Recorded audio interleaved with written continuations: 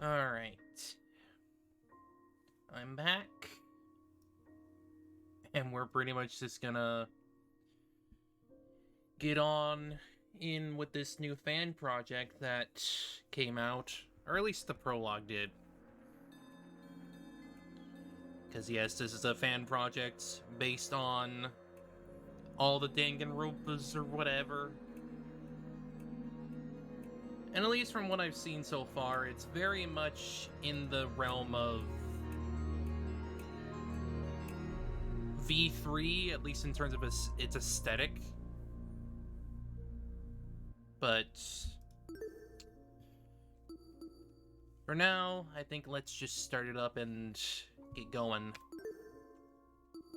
Actually, let me check the options real quick. I want to make sure the voices are higher. Maybe turn the BGM down a tad.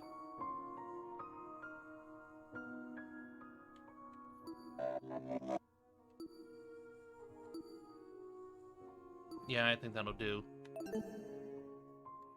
Actually, hang on. Oh, DR camera pan.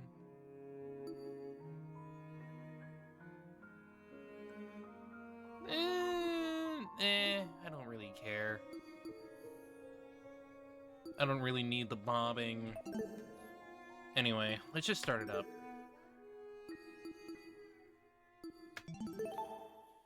Let's see what we got. Because this is a fan project, so it's going to be in the styling of Danganronpa, but obviously different. A little bit. Life has no real meaning. We exist just by chance, born to a planet that didn't want us to begin with. It's up to the best of humanity to give the world a purpose. People like me. Those who shine brighter than the others, who have an influence on our greater society. Ultimates. We're known as Ultimates. Ultimate titles are awarded to exceptionally talented high school and college students. Doctors who can cure the incurable. Engineers who can build machines to improve millions of lives. The most influential politicians, the most creative architects. These are the people who deserve lifelong recognition, who define what it means to be a true ultimate. I, Damon Maitsu, am the ultimate debater. Again, I saw this like the other day. This little bit right here, and I'm like, what a freaking useless talent. A prodigy among prodigies. Someone who simply can't be outmatched.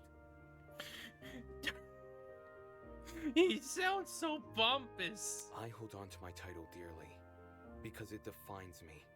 It's who I am. It's what gives me my purpose. Among a sea of mediocrity, I am a shining example of talent. And now, there's a school worthy of me. He's so freaking pompous. But I guess that's a trait for a main character, I guess. To Mr. Damon Maitsu, the ultimate debater. Congratulations! For your contributions as an ultimate, we cordially invite you to attend Eden's Garden Academy, a specialized college for academic-based talents. At our unique academy, you will not only develop a tighter grasp on our respective skill set, but you and the other ultimate students who receive this invitation will gain an ever-important proficiency at leadership, communication, and persuasion. In an age where anyone can be called an ultimate, we hope you will join us and assume your rightful place as the true face of talent. Please keep the contents of this invitation, as well as the attached registration material, strictly confidential. The integrity of our program is built on the foundation of privacy. Eden's Garden Academy, an ultimate academy for true ultimates. It was built in partnership with the Ultimate Talent Program, a government institution that has awarded ultimate titles to people for almost the last century. You don't apply for the UTP schools. They scout for their students, which is how I found myself receiving a letter from Eden's Garden Academy. It looks to be an amazing school, immaculate architecture, incredible workspaces, and access to resources beyond anything I've ever seen. Everything about the school is perfect. It's truly worthy of being called ultimate. In my 18 years of living, I have accomplished more than most people could even dream of. Within this random and chaotic existence, it feels like I was destined to be great. After what seemed like hours of waiting, the train arrived before me. It wasn't as nice looking as expected, at least not for a school of this caliber, but it was undeniably the one. With luggage in one hand and a pamphlet in the other, I boarded the train. This is the start of my new life, the start of an even greater career. For the first time in my life, I'll finally be among people as great as me. Huh? Huh? Look! Someone else is here. Huh? Someone else? Hey, hey! Welcome to the Eden's Club! Wild. Well, it's more accurate to say Eden's Garden Academy's Club, but Eden's Club just has more of a ring to it, don't you think? In front of me, spread out across the train carriage, was a group of strange-looking people. That's an understatement. Girl with pink hair, some guy in a wolf costume. One guy in a weird beanie staring intensely at me. What the hell? Are these creepy people really attending the same academy as me? Apathetic to my situation, the train continued from its halt. Looks like I'm stuck here for now. I guess I should find somewhere to sit. Hey, you! New guy! Over here! Hello, can you hear me? I seem to have caught the attention of one of the other passengers. What now? What do you want? What if... Ooh, so, I was wondering something. Whatever it is, I'm sure you can ask an employee. I'm honestly not in the mood. Sure. Frowning and dropping his head, he walked away. Man, our main character's a freaking rude douchebag. Howdy. Excuse me, but you don't seem to know where the final stop is, do you? Nero's voice suddenly stopped and chimed in behind me. Jeez, can people just leave me alone for 5 minutes? No. Not a clue, but you can try looking for... Whoa! She's toned! The words got caught in my throat when I turned to look at her. This woman had to be twice my size. Something wrong.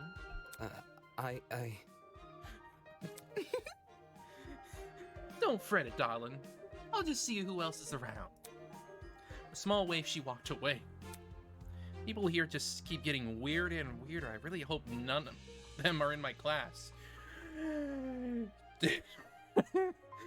Sorry, I'm pretty sure they are in your class. Not wanting to be bothered any further, I quickly found myself a seat by the window. This situation was nothing like I expected, but at least the view from the train was nice. Mountains framed by a deep blue sky, crystal clear rivers that sparkled like jewels in the sunlight. Could be more of a radical departure from home. Scenery continued to pass, time flying by with it. The chatter from the others on the train eventually softened, leaving just me in the rolling mountains.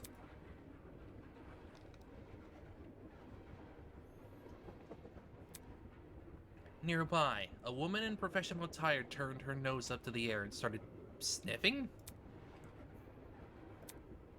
After a moment, the expression on her face turned stone cold serious. Something is wrong. The air doesn't smell right. Oi! Oh, the air? Whack! Hey, I smell something too. Excuse me. Could you describe it? Kinda chemically. It's almost like it's coming from... What about... that bag over there. She went into a travel bag at the opposite end of the car. Well, shoot. You mean this one right next to me? Let me think. I don't smell anything funky. Well, it's probably because of the helmet. Pardon me. Is that your bag? Not a chance. Nope. It was already here when I got on the train. Weird. That's weird. There's no name tag or anything. Let me guess. There's freaking body parts inside it. After something outside of the bag, you began fiddling with its lock. Great! Cool. You got it open. That wasn't the lock. Huh? Are you okay? No. Yeah, bro. I'm all good. I just feel kind of. Oh, it's it's freaking sleeping gas, isn't it? Christ almighty! Shit. Did he just pass out? From the same end of the car, the guy who had been staring at me earlier. I'm not feeling so good either. Hang on. What did you say? Good night. What the? People are dropping like flies. Holy! Crap, someone get help. For real? Let me try to alert the conductor or whatever. Ran over to the door that connected to the adjacent car. Oh, crud. It's not opening. Why isn't it opening? Stand back. I want to try my hand at it. Can you step aside for a sec? Yanked to the door, but... Bad news. Damn, the car is locked up tight as prison. Come off the grass. But I just left to take a piss like an hour ago. Let me try something else. Big man rolled his shoulders and threw himself against the door with all his might. He groaned and stepped back, revealing he hadn't even left a mark on the door. What? That did nothing. There's another boy who's fallen, a girl too. Why is everyone passing out? Damn it. Shit. Maybe it's got something to do with the bag we... Huh? Around me had grown thick with a strange pungent smell. I could taste it, feel it sting my eyes. God, no, don't! As a futile plea left my lips, I felt my strength trail away with it. The world flickered around me, and then... He's gone! There was nothing. Vows woven by stitches and needles. Oh, great. Huh? What is that humming noise? Is that almost like an air conditioner? It's an Wait, why am I so warm? Quickly opened my eyes. Above me was a concrete ceiling. Concrete ceiling? Body's so heavy, but I had to get on my feet to see where I was. Huh? It's a girl. Could it be that she's... No, she's still breathing. So she's asleep, just like I was. Leaning down to her level, I reached out my hand to shake her. Hey, can you hear me? No response. My face closer to hers, I repeated the question. Hey, can you hear me? Why is she waking up? Damn it, do I actually have to... Holy! Hi. Hi. Her eyes snapped open, causing me to jump back. Hello. I was just testing you. Huh? Testing me? To see what you would do. It's not every day you find a body on the floor. That's... So you're awake that whole time? Correct. I woke up before you, yes. And she just let me sleep? Anyways. How long was I out for? Not sure. I don't know. I didn't wake up that long ago. When I first came to, I was also starting to see a stranger. You see? One can never know if they're in the presence of a friend or foe. Which is why I needed to see for myself how much I could trust you. By lying on the floor and making herself vulnerable? Jesus, she makes no sense.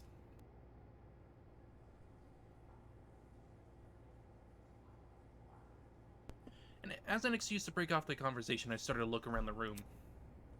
definitely some kind of boiler room, but there didn't seem to be a light switch anywhere. The only light came from a vent sent far back in the room. Looking at my close surroundings, I was standing on the platform with stairs that led down to the rest of the room. Lower floor was mildly flooded. I'd say the water reached a little above my ankles. It was a place that had clearly been abandoned for a long time. Even with all the strange things around me, my gaze kept returning to this girl. Something about her that seemed almost familiar. Wait, that's it. She was on the train I boarded.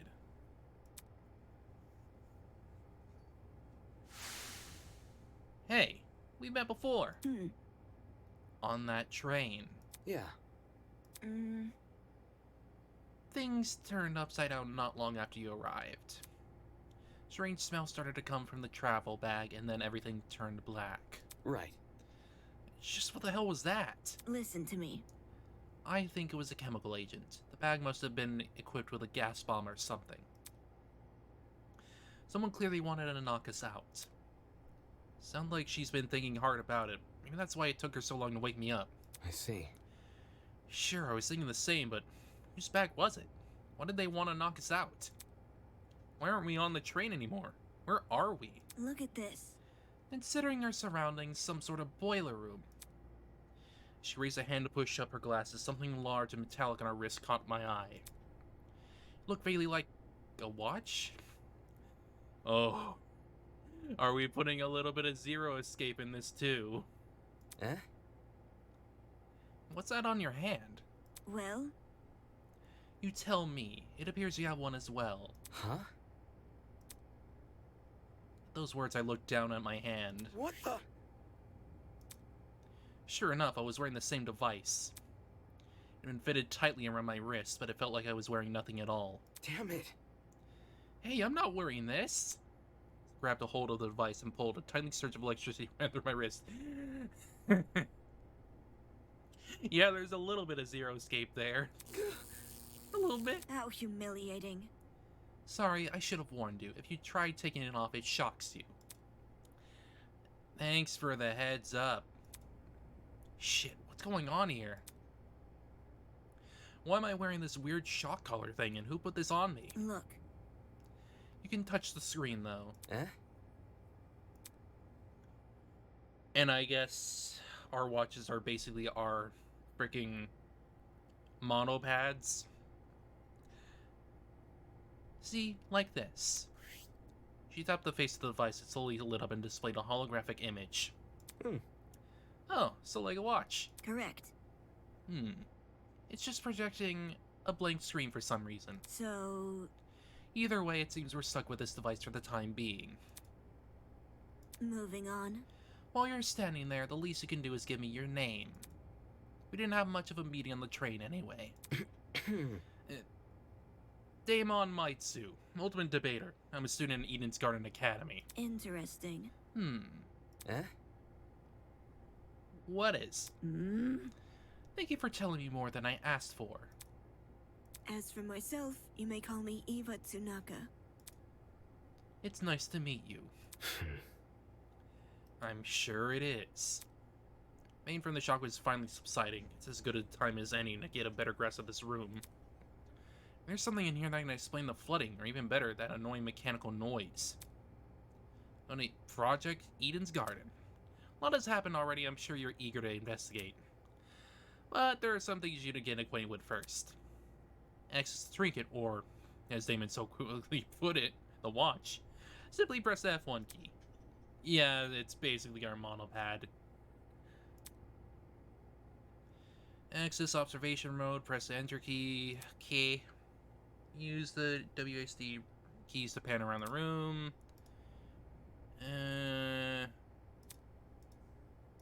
Cool.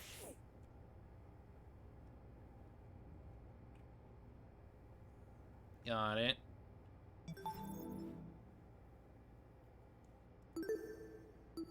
May as well do a save. This is very well made for a fan project too, so like it's got the vibe, without a doubt.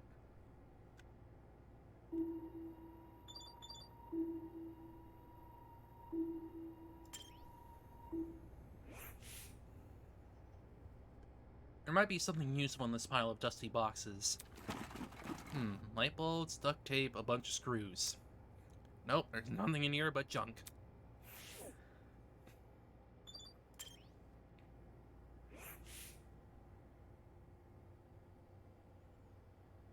I mean, maybe I can do those.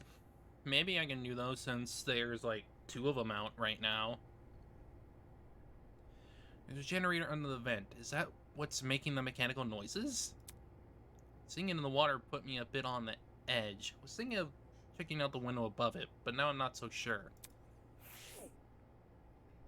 And besides, this is only the prologue, so we're not gonna get too much out of this, other than, as far as I know, our prologue and a little bit of a trial.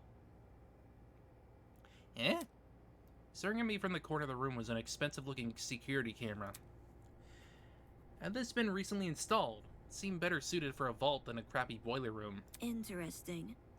You noticed that camera too? Yeah. It's really out of place. You think someone is watching us through it? Doesn't look like it's turned on, so I doubt it. I see. Perhaps that's for the best. Eh? What do you mean? If someone is watching us, it's possible they are the same person who put these wrist straps on us. She makes a decent point. Seeming yet the room's too run down for me to investigate anything else. Out of the corner of my eye, I saw Ava approach the pile of boxes and fish out a light bulb. Then, without hesitation, she chucked it into the water. Huh? What are you doing? All of a sudden, she jumped off the platform we were standing on and into the water. The hell? What the hell are you doing? Can't you see? Exploring. You're not worried about the generator? Look. Look at the light bulb as I threw it in the water. Notice how it isn't flashing. That means the water isn't conductive. Fair enough. I guess she's not worried about getting her shoes wet either. Okay, just give me a second. Got my socks and shoes and quickly rolled up my pants. Trying to hide my discomfort behind a cool face, I descended the stairs into the murky water. You know, the noise was even louder now. It sounded like it was coming from the direction of the vent. I see. Yeah, but it definitely must be the generator. Damn. Look, the water isn't conductive. Okay, nerd. Those exposed wires would be bad news otherwise. Interesting. For such a small generator, it looks like it's running a lot of power. It's surprising how this noise alone wasn't enough to wake us up. Whatever knocked us out on the train must have been pretty strong. Anyway, that explained the whirring noise. I wonder where all the power is going to. High up on the wall was a vent. What would be on the other side? Do you want to look through that? Yeah, I do. Listen to me. Alright, I have an idea, but it will take some physical effort. Eh? Like what? Well, Like getting on my shoulders. Seriously? I'm not doing that. Do it, you fucking nerd! If you get on my shoulders, it will give you a boost and you can look through the window. Fair. Shouldn't I be the one giving you a boost? I don't think you could handle it. She thinks you're pathetic. Saying that, she stopped in front of the generator and motioned for me to come over. I'm talking. Make sure to tuck your feet back behind my back. Waited over to Ava and awkwardly positioned myself on her shoulders. Are you sure you can do this? I'm fine. Just look through the window already. Alright. Well, do you see anything? Yeah, another vent and a room just beyond it. Can see what's inside the room though. Both those vents are in the way. Taking a closer look at the boiler vent, I noticed there were hinges bolted to the upper corners. Does it mean the vent can be opened? My fingers around the grate in front of me, I pulled as hard as I could. Hey, I got it open. Can you see better now? While the second vent obstructed a lot of the room, I was able to make out the legs of tables and chairs. Pretty fancy looking. It's the floor of some fancy room. It must be in a building with multiple levels. Rather, this vent opens in another room instead of outside. Eh? Just beyond the chairs, in the very corner of the room, there was something peeking out. A body. Person's legs. But my chest tightened. Is he also passed out? Hello? Can you hear me? No response. Damn it, there's gotta be a way inside this room. Ava, can you let me down?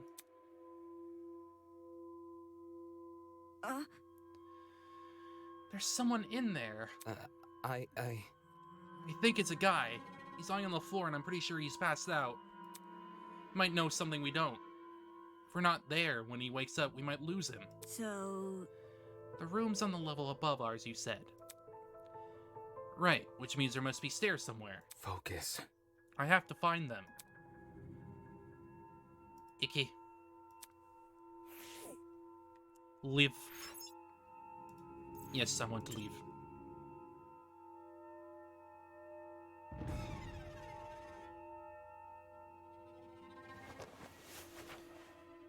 As soon as I went on the water, I threw in my socks and shoes and ran straight to the door.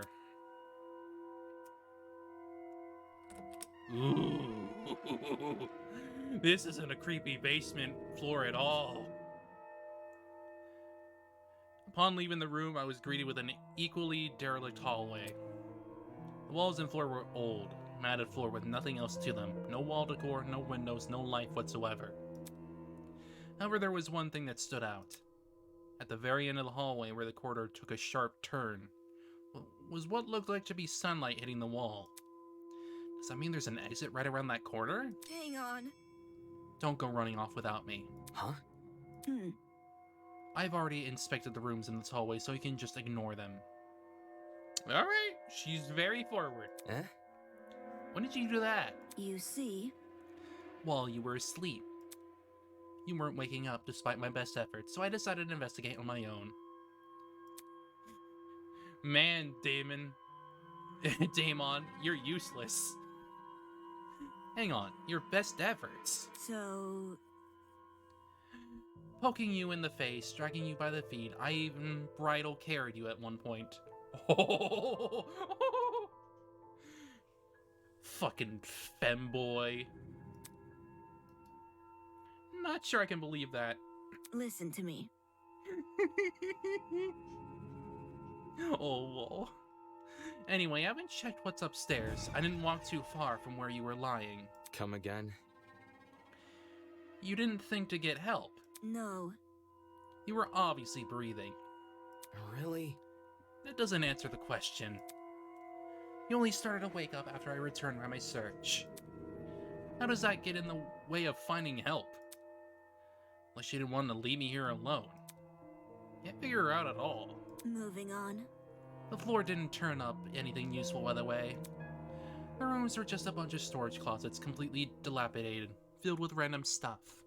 That was the case for every room? It's the truth. If you don't believe me, you can check for yourself.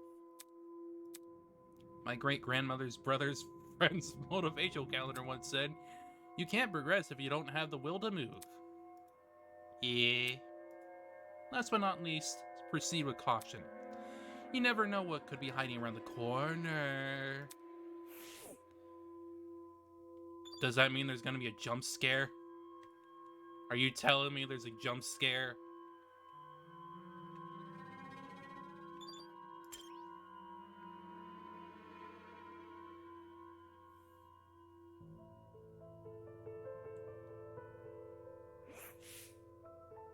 The room was almost identical to what Ava had described earlier. There was no real organization or meaning to anything. It was just filled with completely random crap. What did I tell you? I see. It's definitely a messy place. Yeah, that's right. Let's move on now. I should probably listen to her. There was no reason for me to look inside this room. Especially when we might have found help.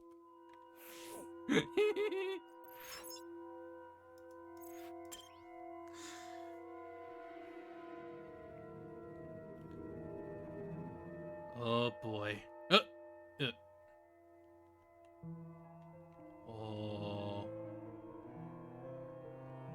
Oh. The vibes of this place. I'm getting horror feels. Ooh. Probably way more than fricking Danganronpa ever could. The upper floor was in a lot better condition than the one below, but that wasn't saying much. Water stains covered some parts of the walls and ceiling. Only guess a pipe had broken and started leaking. There didn't seem to be any mold, at the very least. So, The room with unconscious man should be above and adjacent to the boiler room. That means it must be the other side of the hallway, correct? Yeah. Given we walked away from the boiler room to get here... Alright, let's investigate.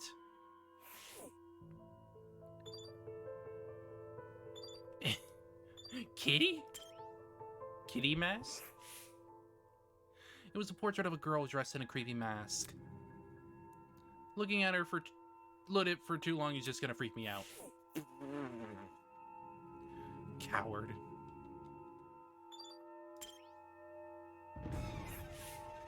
There must be something. no. This is definitely not the room with the man. It's too close to the stairs. Right. Icky. Ooh. Oh.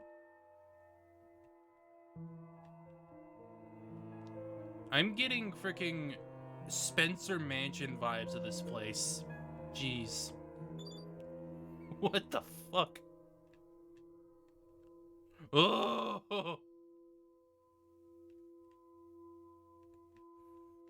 These freaking paintings. Oh! Must be the room. The dread freaking feeling of this place. Oh! Taking a deep breath, I pushed open the doors.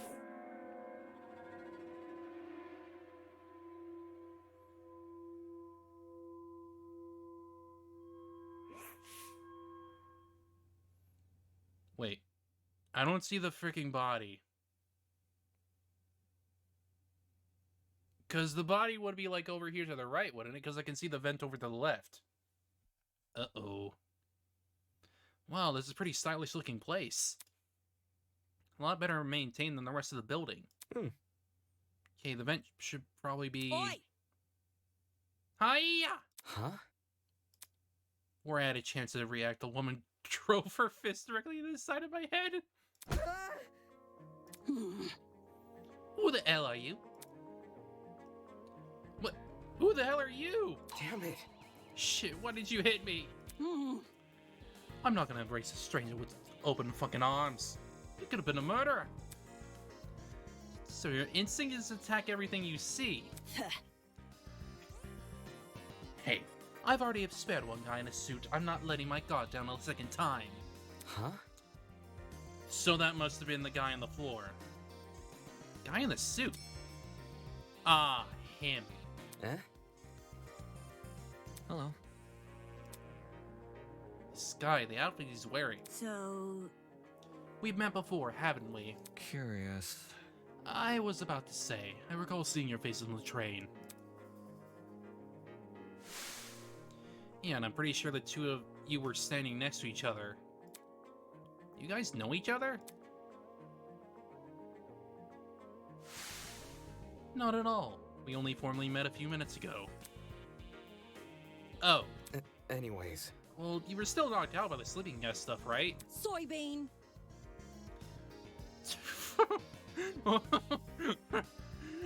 I guess he's called Soybean now. Come again? What? Ugh. Yeah, that's right. I said it. You're Soybean, just like this loser next to me.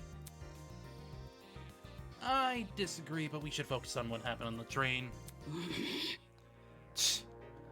I don't know what the fuck happened, but... 1 second I was on the train. Next I was surrounded by total darkness. Ugh. This was like a solitary confinement chamber. Thought I was gonna suffocate in there. What are you talking about? See that? See that pantry over there? Yeah? Turns out the door was unlocked. Jeez. You were inside that pantry? When she kicked open the door, I nearly jumped out of my skin. What the hell were you doing while she was in there? Waking up? Eh? Ugh. Isn't it fair? Got stuffed in some tiny pantry while this guy had this entire room to himself. Whoever's responsible for this must have been jealous of my talent. You won't believe how many jealous bastards turn violent in this industry. Eh? Industry? Eh? What's with the dumb face? You know who I am, right? Was I supposed to? Uncultured swine. My name's Grace Madison, Ultimate Golfer. Don't forget it, Soybean. Oh, golfing.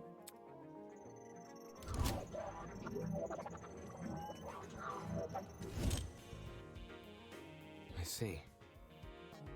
Ultimate golfer, of course. Shit taste. Indeed. Since the two of you were on that train, that means you're ultimates as well. What about you? Hmm? You can tell me your ultimate talent. I'm Wolfgang Akere, the ultimate lawyer. Here's my card. Okay, that makes sense, given the badge on your freaking lapel.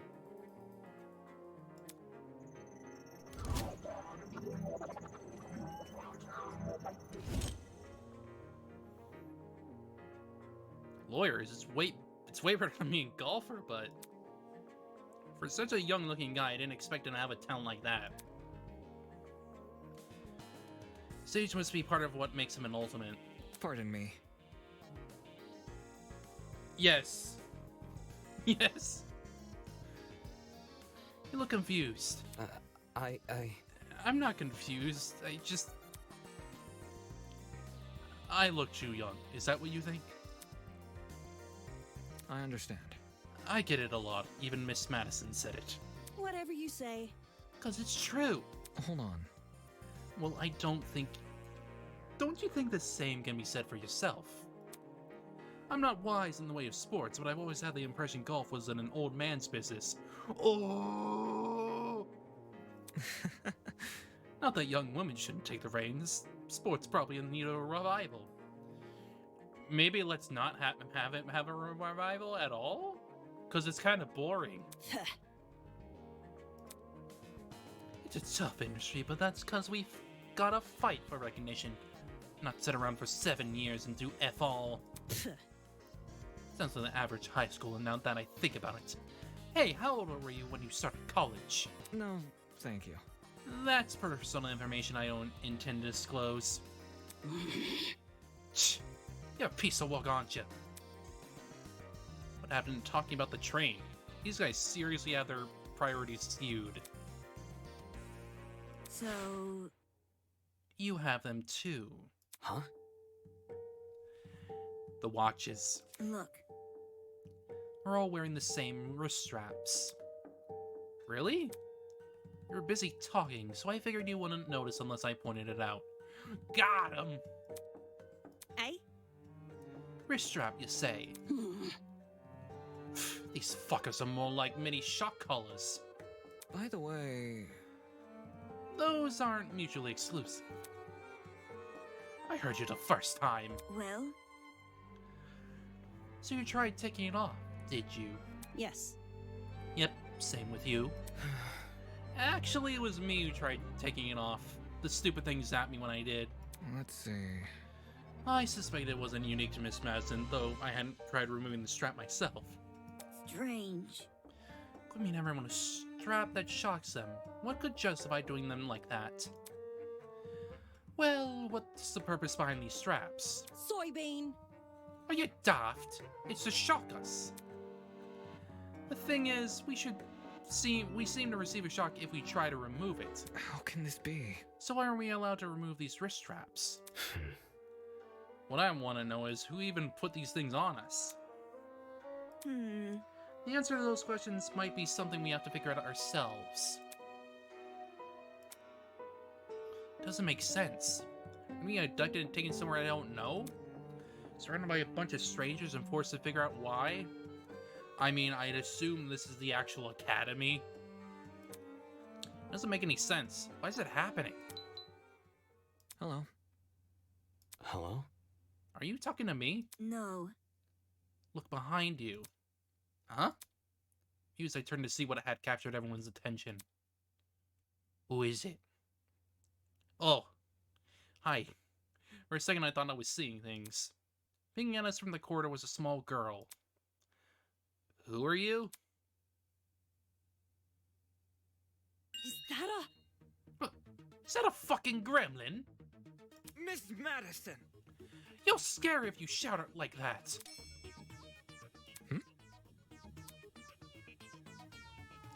Girl left her position by the cord and slid into the room. Now I could see for certain that she was a kid. What the hell? Why is there a kid here? For your information, I am not a gremlin. Did your mother never teach you manners? It's rude to backtalk strangers you haven't met. No way! The gremlin can talk! I just told you I'm not a gremlin! If we must make comparisons, I'd rather you liken me to something more elegant. For example, a kappa. Our kappa's really elegant, I don't know about that. Really? That's not much better. Be careful. Please be careful what you say to her, this girl seems awfully young. Can't you see? Okay, Kappa. She doesn't seem young. She is young. What's going on here? Why is there a child wandering around? You know, now that I think about it, I'm pretty sure I also saw you on that train. You were hidden behind some of the other people, so you were pretty hard to see. I assumed you were sitting down or something. It didn't even cross my mind that you might have been an actual kid. Cowering behind a bunch of strangers, huh? Figures I didn't see it. Still, what the hell was it even doing on that train?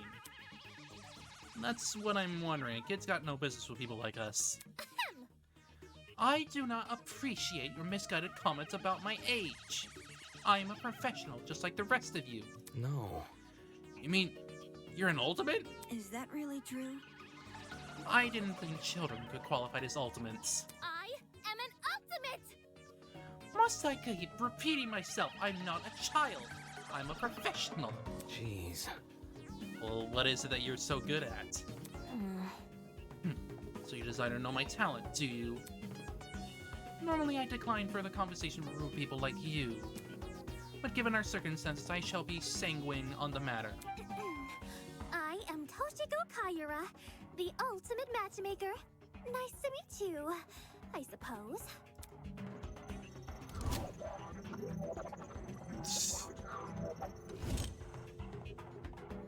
That's... A matchmaker? Aren't you a bit young for something like that? Get a grip!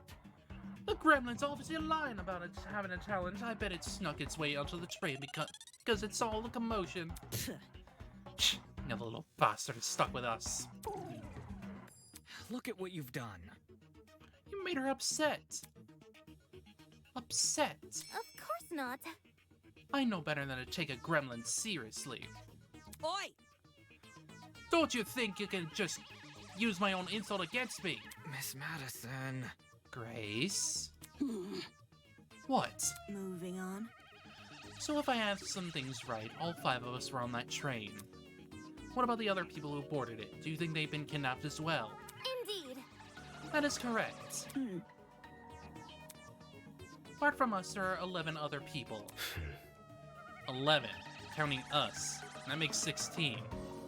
It always comes back to that fucking number. Correct. That's the same number of people who were on the train. Quite. I've been well acquainted with them. Filthy. The only person I have been avoiding is the frustrating boy I woke up with. You wouldn't believe his manners. And she also woke up with another person. I'm starting to see a pattern here. We were all divided up into pairs. As does everyone else. I suppose. Speaking of, would you like to meet the others? I think they should know about you four. Very well. That would be helpful, yes. Wonderful. Very well. I shall serve as your guide as we embark on this new journey. Take this seriously. Don't sound so happy about this. This is a kidnapping, not a college orientation. Then again, it's not like I would go to most orientations willingly. Maybe those two events aren't that different after all. Well, Where are the others right now? Obviously they're outside this building. There's an exit not too far from here. Follow me. It's for the best. Seems to know more than us. It wouldn't hurt to entertain her. Let's see what this thing has up its sleeve. Outside this building, so there's even more to this place than we've already seen? Are there other buildings just like this one? Exactly how big of an area are we exploring? They won't give me an answer. Should find the exit already.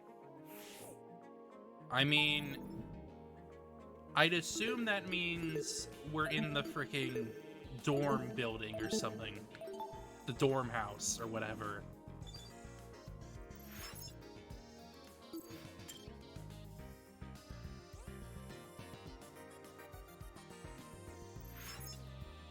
Looks like the others are gone.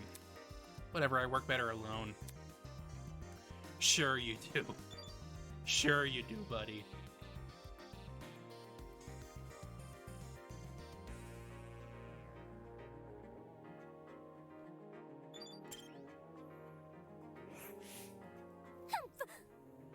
You're late. Eh? You're waiting? Oi! Only 'cause the gremlin insisted. I didn't even realize you fell behind until she said something. Unfortunately.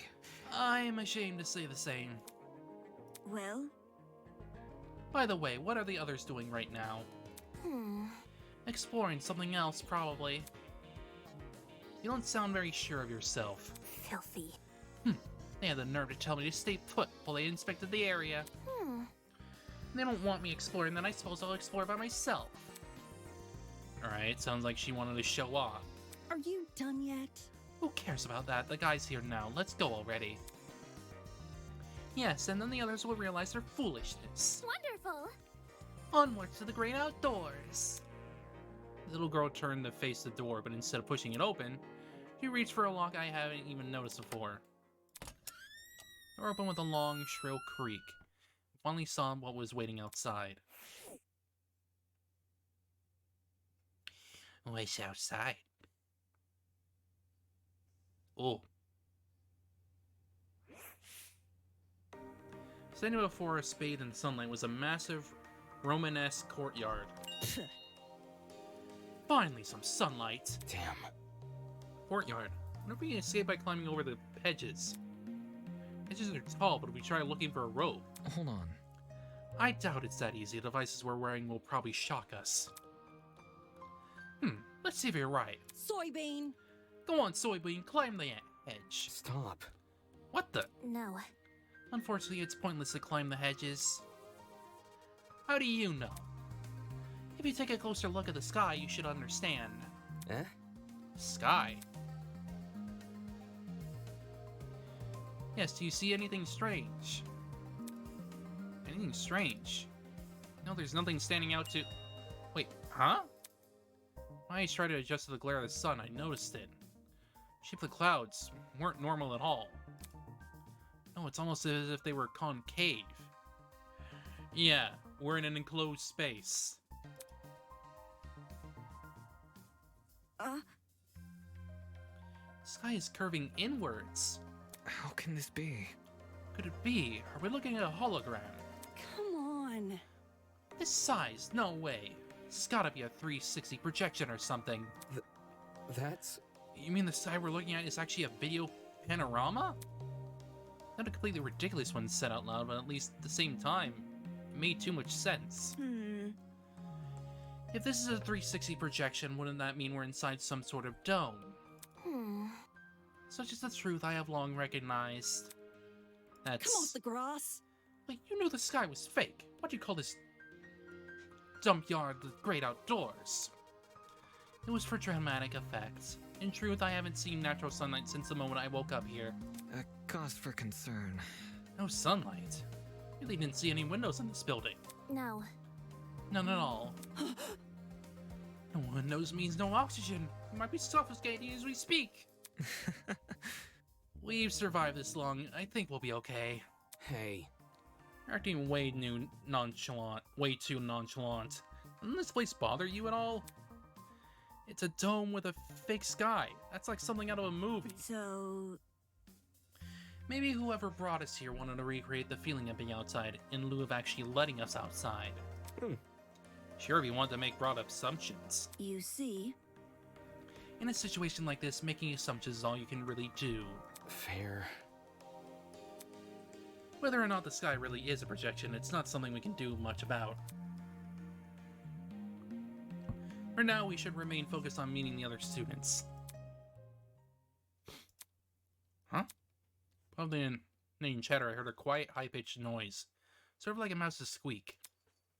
So unlike the current conversation, it automatically stood out. Hey, can you guys stop talking for a second? Is there a problem? Yeah. Do you hear that? Eh? Yeah, what? Someone sounds like whimpering? Strike me pink. Wait, I just heard it. Oi, you. Who the hell is crying? Quit hiding and come talk to us. Hmm. Do ignore the shrew. Her bark is worse than a bite. What are you calling a shrew? Crying seemed to have stopped, but whoever it was refused to come out. We just leave them be. If they don't want help, it's not our issue. Goodness! Don't be so heartless. This could be someone in need. Be careful. To that girl that is crying, please excuse my friend here. None of us are here to hurt you, so I think you should come out. Hiding will only make you more scared. You think? Do you really think that's going to convince them? Eh? Cute. Hello, I wasn't, Hello. how about you tell us your name first? Eloise Toner. I'm the ultimate fencer. It's really nice to meet you all, even if it doesn't seem like it. Cute.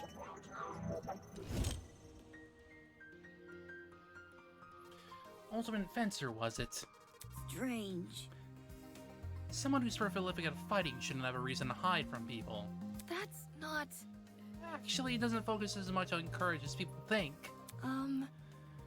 The key to fencing is the ability to predict your opponent's moves, along with having the agility to avoid them. Alright, give me one moment. I'm gonna have to release the pup. Because people are home. So, I'll be right back in probably a minute or two.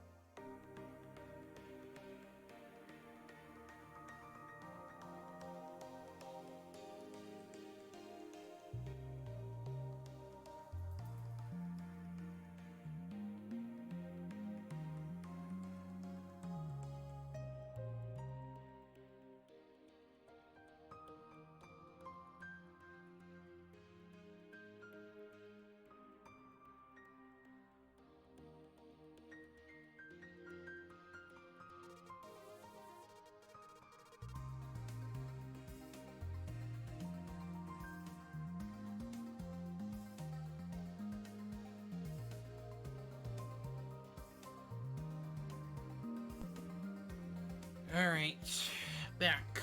Sorry about the wait. Alright. Acting brash may get you the first move, but it's a steady and a little mind that secures the win. That's kind of impressive. Thank you. I get really excited when it comes to the subject, so I can't help but gush. Listen to me. But I have to ask, why were you hiding from us?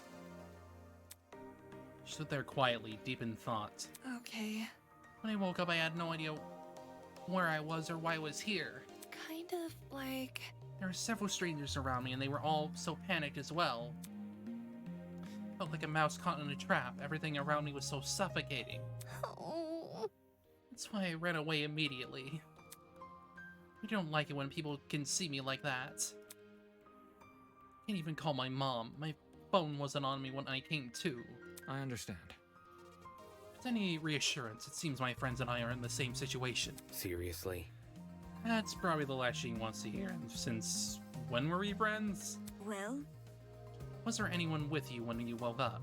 Mm, Yes, but I didn't get to talk to them before I went into flight mode. Sorry.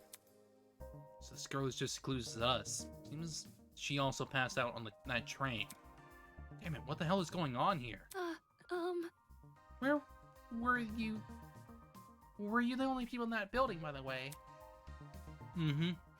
Miss Karia is currently introducing us to everyone else.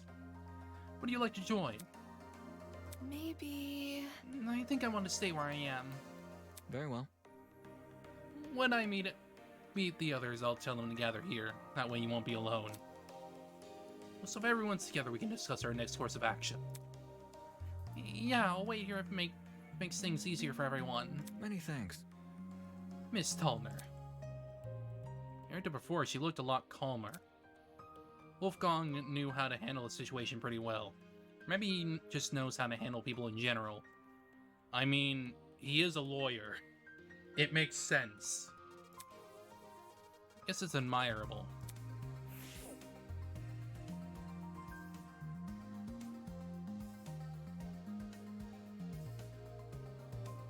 Hi.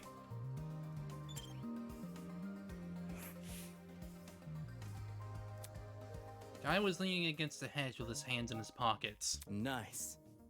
Looks like you found some friends. Indeed. Why don't you say hello? He looked at us and waved. Proceeded the Yurts to wave back. Pay attention! You know manners. Talk to them. All good. Alright, my bad. Really amused, he stood up straight and faced us. Don't worry about it. Sorry about that. I didn't mean to act like a dick. Today's just been all over the place for me. Not an excuse, I know. I suppose. Suppose we can forgive you if you gave us your name. Easy enough. I'm Desmond Hall. They call me the ultimate marksman.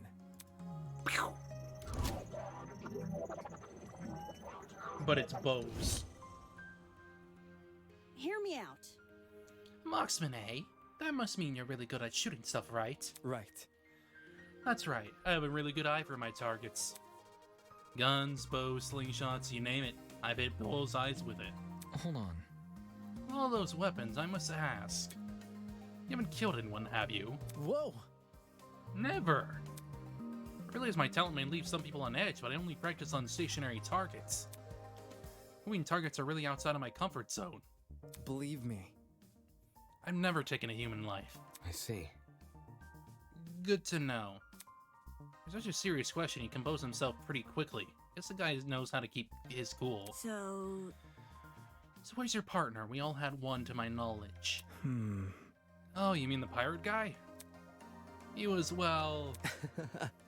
he was fine. Harmless for the most part. Just a little too extreme for me to be around. Speech reasonableness, I prefer to keep myself. I know that sounds less cooperative, but, you know. Yeah. I know what you mean. Oi! Wait just a second. You alright? Huh? You... Did you just say a pirate? Sounds dumb, I know. I wouldn't buy it either if I hadn't spoken to the guy myself. It's gotta be that one freaky dude on the train, right? The buff one with the dragon tattoo. Yup. That's your man. Went through the door over there, so I gotta see him. Totally. You have fun with that. Just saying, the guy's a little out there. By the way, Desmond, do you see that girl in the gray uniform over there? Told her I'm going to bring everyone here. I think it's where we discuss this current situation as a group. Can you give her some company while I'm gone? Easy enough. Yeah, sure thing. Others are an odd bunch, so good luck convincing them. Me, a casual, but being the ultimate marksman must take a lot of diligence. Just keeping a steady hand, always thinking on your feet. There's probably a lot to learn from someone like that. Who else must be in the building up ahead? Perhaps they are discussing something. My. Let's head over there and find out, shall we? Okay.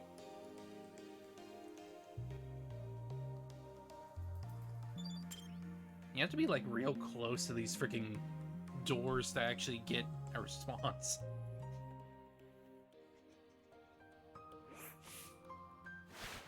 Holy hell, is that a tree? Thing has to be like 60 feet tall or something. A sight to behold, isn't it? That's not it. Let's not get too excited. It's only a tree. No. I'm not even sure we can say that. could you explain? Yet or elaborate, I don't quite get what you mean. Evie bent down and crushed one of the fallen leaves in her hands. I didn't hear any crunching or tearing. Interesting. This is a faux tree. Impossible! How could someone possibly manufacture a tree of this size? I mean, anybody with money and power? Look at this. If it's real, explain why these leaves don't make any noise when I break them. Expression said it all. Quit it. Why the hell is a huge fake tree? Interesting indeed. I'd be hard-pressed to find a school with an installation like this. You'd be hard-pressed to find it anywhere. I feel like you'd only see this in a museum or something. In any case, This building certainly has a strange aesthetic. It's one way to put it. He was in the center of this large circular room. Surrounding it were a bunch of people I recognized from the train. These must be the others Toshiko was talking about. Counting the two we just met, this is everyone, correct? Indeed. Correct. What's wrong? Is something wrong? You see? Is everyone from our train car is here? Where are the other people who were on the train? That's... That's a good point. There were other people, right? I'm sure. Of course. The Academy said they reserved the train for its students. Yeah, but did you actually see anyone? Let's see. Never left our car, but I know Miss Madison did. Eh? I apologize. You mentioned leaving for the bathroom, remember?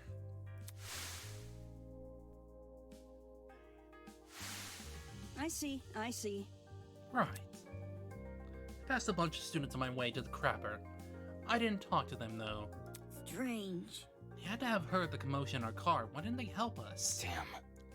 Maybe they're also knocked out? Anywho, I doubt it's something we can answer right now. Can I just introduce you to the others already? I understand. Yes, we should familiarize ourselves with the people who are currently here. Yeah. Yeah, I guess that's the only thing we can do right now. Well, this whole thing was pretty baffling. The other students on the train passed out. Where are they now? If they didn't pass out, why did they not help us escape our car? They were in on it? I don't fucking know. Hello, pirate dude. Glad to see you're alright, kid. Of course I'm alright. You gave everyone a scare, running our way like that. I really thought we could catch you, but... How fortunate the door came equipped with a lock. see? However, it was all worth it. Look at these people I befriended during my exploration. I hear ya. I'll give you credit where credit's due. You came back with plenty of spoils. Oi, you. I want to talk for a sec. Huh? You're a pirate, right? Shiver me timbers, ahoy matey, that kind of pirate, right? Pirate? Urgh. Eh? I'm not a pirate. I'm a ship captain. There's a huge difference. Huh? Ship captain? I'm talking. You don't need to be so loud. She was just asking a question. Just a question. Ha! For guys like me, that pirate nonsense is a tired stereotype. Watch it. Pirates live off of stealing and causing trouble. We ship captains are nothing like those lowlives. Jeez. You're not a pirate, then explain the clothes. Huh? Do these look like the clothes of a pirate to you? Maybe not a real one, but an exaggerated stereotype, sure. Please don't. It's probably best you leave this man alone. I take it he's dealt with our kind before. My mistake. I never like to soil the mood. The man can only stand so much. I'm real sorry. Sorry for losing my cool. Anyway, Okay, whatever. You say you're a ship captain, right? I was acting weird, but I wanted to get more out of him. Never pictured a ship captain receiving an invitation from Eden's Garden Academy. Especially not someone like this guy. That's right. Ha ha! I know the sea is like the back of my hand. Every river and waterway within the north and southern waters. I'm the king of the seas, hero of the storms. I am Jean de la Mer.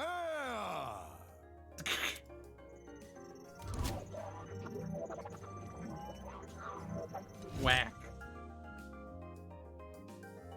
In the seas. Here are the storms? Did people actually call him that, or did he come up with those names himself? Probably the latter. Is that really true? You know, every river and waterway. Is that really true? Aye. Yep, I've studied every map I possibly can. Of course, I haven't actually been everywhere. Running the stingy little thing called Border Patrol, that's known in some pirates as trespassing. Ooh. I may be a king of the seas, but I'm not above the law. I suppose that's good enough. I see. Either way, it's not like it matters much here. The looks of it, we're nowhere near the ocean. Leave it to me. Fortunately, life as a captain has accustomed me to the unexpected. You lads can trust me. I'll protect you as if you were my own crew. what now? Protect? Protect us from what? Aye. I suppose from whoever put these wristwatches on us. Then again, there doesn't seem to be anyone else in this place apart from us. How's that sound? Guess that means our only obstacle is finding an escape. Not too big of an ask, eh? All we need to do is find where we entered. Then voila, sweet freedom. For such a simple conclusion, he sure was making a big deal out of it. By the way, It may interest you to know that people are gathering outside the building Miss Karia explored. Want everyone together so we can discuss what to do next. Would you like to join? Good to know. Always good to keep people on the same wavelength. See you there, mate. That guy's a prick. Not at all what I expected. Funny, he was every bit as dumb as his appearance. What was the Academy thinking inviting someone like him? I don't know. Who knows? Hello, strong lady. Golly! What's this? We're friends. Stop. Let's not go that far. I don't even know your name or talent yet. Wait just a sec. And let me tell you, Hi, my name is Ingrid Grimwall, and I'm the ultimate blacksmith. she fucking hammers.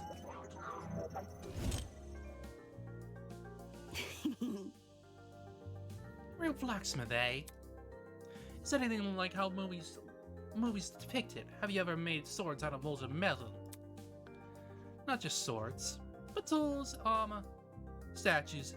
If you can name it, I can forge it. It's never an easy undertaking, I'll admit it. Sprained muscles is par for the course, but same way climbing a mountain is painstaking, but reaching the top delivers a high you can never forget. Struggle is all worth it for the outcome. No wonder she's built like an athlete. Her job sounds like a non-stop high-intensity exercise. So, How is your kind not gone extinct? Oh, Extinct? Made redundant by technology. can't you see? Aren't there ways to make specialized weapons without overworking yourself? Maybe it's because she prefers doing it manually. Well, I don't like to admit it. Against model machines, it's true I'm not an equal match. Because I think I'm better than them. Those hunks of metal may look cool, but the creations lack the human touch. You gotta keep things natural, traditional. That's when truly amazing things happen. Now, would you look at that? If my creation touches the heart, it's better than anything made by machine. Imperfections be damned. My. Ooh. Better than machines, huh? You know, always told me my skills are impressive, but I'm yet to be compared to a computer or something. How come a blacksmith can receive that sort of acclaim before me? Because she's working way harder than you, Mr. Ultimate Debater. Could you explain? There's always been a demand for handmade things, especially nowadays. Does your audience skew older by chance? Old folks, movie producers, board game enthusiasts, even the occasional youngin'. These are all people who visit me. Wowie! It's great when I can relate to most of my clients. Their excitement is mine. So I think which clients does she relate to? Moving on. In any case, are you the same as us? Or you also get an online training taken here? Oh. I wouldn't say kidnapped. Honey. Come again? What? Did you know Blackout on that train? Huh? No, I did. Well, Then how else would you describe the situation? Maybe it's a surprise excursion. Hiya. Better yet, a surprise exam. People running this program are just putting our abilities to the test. Take this seriously. That's stupid. If the academy was that unhinged, no one would continue attending it. Let's get going. Well, you know, whatever it is, I'm sure you'll get out of here. Needless optimism isn't a substitute for reason. By the way, There's a gathering happening outside the building Miss Karuya explored. Would you like to join? Plan to discuss something very important matters there. No. No, aren't you nice? I'll get right to it. Don't do anything silly while I'm gone.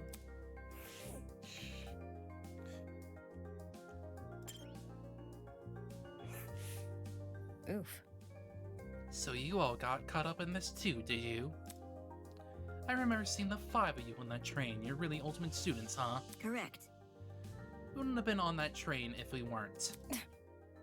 Just making sure. I knew the education sector had low standards, but are they just handing out titles to anyone who asks? Jeez. The hell is your damage? Right, that's it. What's the matter? I know this bitch. As in, personally. Nah, she's the harlot that's been ruining my magazines. Ever since her interview with Rich People's Digest, her stupid success stories have been plastered everywhere. Young as ever, self-made billionaire, pioneer of the agricultural industry, blah. Did you hear that right? This girl we're talking to, is she actually... I'm flattered you memorized my resume. Huh? Your resume, so those things she said were an exaggeration? If I may ask. This is news to you. Anyone knows about Winona. Winona? That would be my name, yes. Although, many call me the ultimate entrepreneur. Origins aside, it's one good title. Entrepreneur. I wonder if she gave out an intense aura. Girl probably has enough money to buy an entire country. And maybe she shouldn't. Maybe she shouldn't have that much money. Maybe. Still, it doesn't mean I'm going to let her talk down to me. She looks she has looks, talent, and wealth. She would be a truly auspicious match. Interesting. Why would a billionaire need to attend a school like Eden's Garden Academy? I thought it would be an opportunity to make connections with the well-established geniuses of my generation. Nasty. Now that I'm aware of the lax admissions process, I'm leaving the first chance I get. Not because you've been kidnapped. You can't leave. Destiny has decreed that I must guide you towards a most wondrous romance. Nope. That's kind of gay. I'm not really interested in that. I'd rather receive financial reparations from the Academy. At the very least, let me be your steed with my... Let me be your steed or whatever. Yeah. With my divine foresight, I shall lead your legal battle to victory. After I fell asleep in that train car, someone must have carried me out and dumped me next to the tree here. Sheesh. Why did no one stop them? If there are no precautions in place to stop someone from manhandling his students? I'd say it was extreme ineptitude on the school's end. But since it appears I'm not the only victim, What a joke. well, that makes things all the more sinister. So she thinks someone carried her here? It's plausible, I guess. They could have transported us from the train by vehicle, then carried us in. When you woke up, was there anyone with you? Honestly? Yeah, but she was weird, so I left her. Tch, walking stereotype. You see, We know about as much as you do. 5 of us have been walking around and talking to the other students that were on the train. Let's see. The rest of them are congregating outside. Once we met everyone, we'll be able to figure out what's going on. By the way, Say, why don't you join them? I think I'll take you up on that offer. Such a relief that one of you actually had something useful to say. Girl is a piece of work, but given the recent happenings, she's not worth the stress. More importantly, what's happened to us, it's too much for a single pair of hands. One had to sing on to, maybe even hijack that train, find a chemical agent, and then carry everyone they knocked out. There's gotta be more than one person behind this, a group maybe. Question becomes who and why. I don't know. I don't know.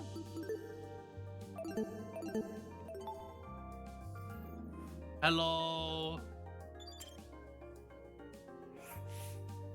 Yo! I'm Cassidy Amber, the ultimate pro gamer. Don't forget it, Kay.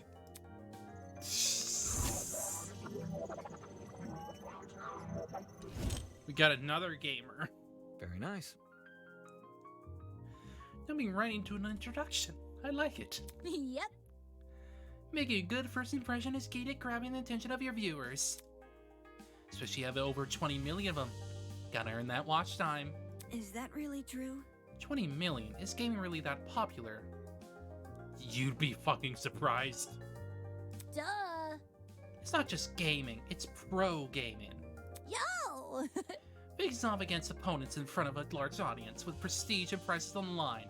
Stakes can't get any higher. Our channel is pretty frivolous. Our attitude towards video game competition is somewhat impressive. Sort of like how I feel about debating. Question. Hello? What is it? You guys know this place has internet? I promised my comrades my streaming schedule wouldn't change after starting school. I'm kinda freaking out. Come again? Your comrades. Hey, hey! Cassidy's comrades. They're the biggest fan community on the internet. She must mean her followers being a streamer and all. Never explain the hat. Oh, that didn't freaking register in your head already? Curious. You must be very wealthy then. I heard that popular streamers earn a lot of money, especially from subscriber donations. Indeed. Ah, there are many stories about young men falling prey to the infamous tiered subscription. They are rendered forever unmarriageable. Such a shame. So many suckers have you swindled. With such a large fan base, you must be working in the dough.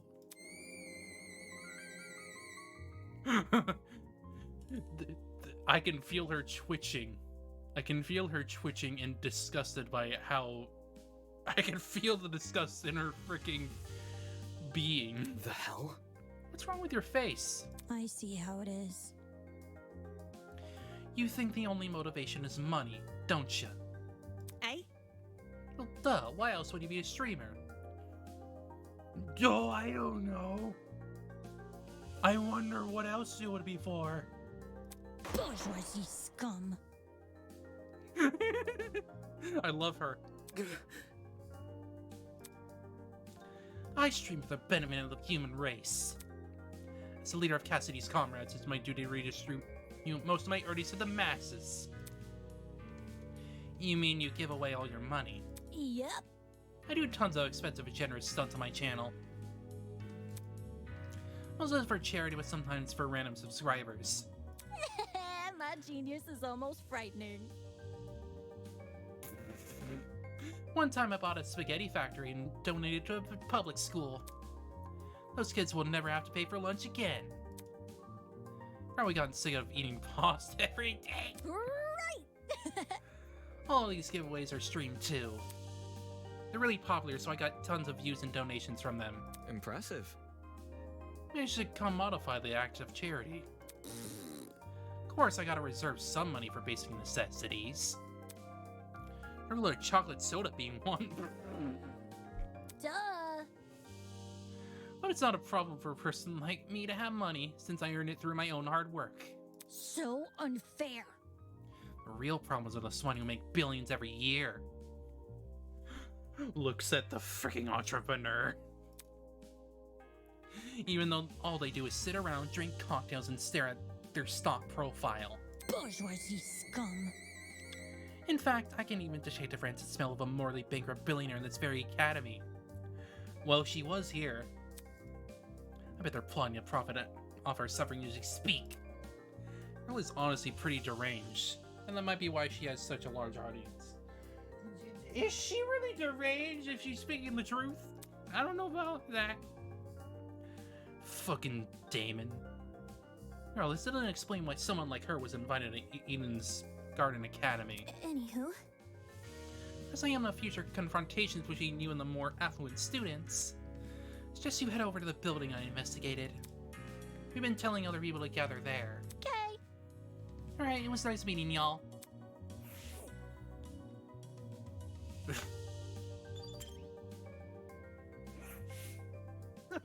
Come on!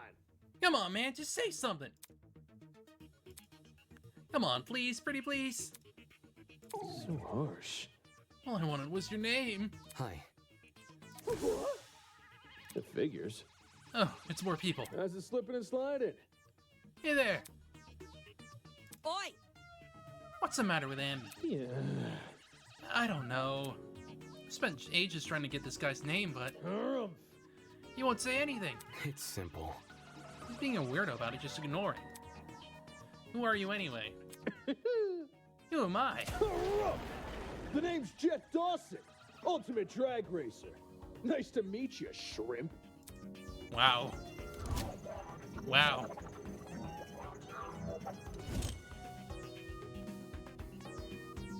Drag Racer. Even his outfit that comes as no surprise. Aren't you wearing that suit? Are you confused? There's a fan inside the back of my helmet that emits cool air. Kind of like the fancy car seats that cool your butt. Let's rock and roll! Isn't that super rad? The way he yells every word, could make anything sound like a big deal. Meh. Only issue is they don't extend to the rest of my suit. Get a grip! Stop wearing the suit. What? Walk around naked? Dumbass! I meant wear different clothes. So, You should also have an ultimate talent, correct? well, Would you mind sharing it? My name's Mark Bursky. I produce music. So a music producer? Yeah. Hi, Mark. It's nothing. It's mostly bad remixes and stuff. My man! No, man, your music is wicked good. Really? You know my songs? Not a chance! Nope. You don't even have to. You're the only music producer. That just about says it all. moving on. That doesn't help. It doesn't help at all. Assume you two also welcome this place, right? Do you have any idea what might be going on? Yeah. this whole shebang did come out of the blue, but Let me think. to be honest, it feels like a lot like Extreme Haunt. Do you know what that is? No, I don't. It figures. You don't look like a type. Hey, Meaning? You following? Anyway, Extreme Haunts are really intense horror attractions. Think a haunted house crossed with a survival horror game. Oh boy. Several chuck in and underground survival tunnel systems, trapping coffins, anything to scare you. Pretty good with the coffins, so not so much with the tunnels. that's not important. What's this got to do with us? Catch my drift? You see, there's a couple places that are known for starting their haunts with a simulated kidnapping. Eh? For real? To make it feel as real as possible, they even take you when you least expect it. Thing is, they can't just jump anybody. You gotta consent first. Ugh, I'd never agree to being kidnapped. come off the grass. Extreme haunts, eh? People know better than to involve me in that crap. Well, Maybe we consented to our kidnapping without realizing. Eh? Huh? For example, the letters we received from the Academy. It's possible those invitations were actually consent forms in disguise. Really? Don't tell me you actually believe this guy. correct. Given what we've seen so far, I'd wager anything is possible. Is that really what's happening here? In accepting that letter asking me to join Eden's Garden Academy, and did I unknowingly agree to this crap? Meh. Well, that's just a theory. We don't know what's going on until we explore some more. In any case, I know some people who might be interested in your theory. We're gathering by the courtyard outside. You can join them if you want. Adios. Sure thing. Let's go, Mark. Well, he looked less than enthused. He let the drag racer take him by the arm and lead him away. Can it really be possible? The letters we receive actually consent forms in disguise? Some kind of messed up attraction? What does that say about Eden's Garden Academy? Is it part of a charade? Is Eden's Garden Academy even real? You should know better than to think nonsense things like that. Academy was fake. Someone would have already blown its cover. It's more likely that this is happening unbeknownst to the Academy. I mean, who knows? Oops. I'm really sorry for hurting your feelings. I'll give your content a try. Who knows, I might really like it. man. Maybe you didn't like me from the start, you're never gonna like me. Hi. Hey, you two. Wait. Eh? Over here! Oh crap, new guy, over here. Huh? What? Ordered the train before things went all crazy, right? Check it out. Me and the new guy together again. Oh. You're kind of gay for Damon, aren't you? Stop. Stop acting like we're friends. I don't even know you. You're just messing with me. That's a joke, right? What is? You know that thing you just said. Hey. Maybe you heard my name before. Does Kai Montiago ring a bell? Hey. Come on, Kai Montiago. Something of an artist, something of an entrepreneur. Very funny. He's an influencer, a really big influencer. Nope, doesn't ring a bell. Ouch. Right in the ego. I thought I already lost all faith in humanity before coming to this dump, but...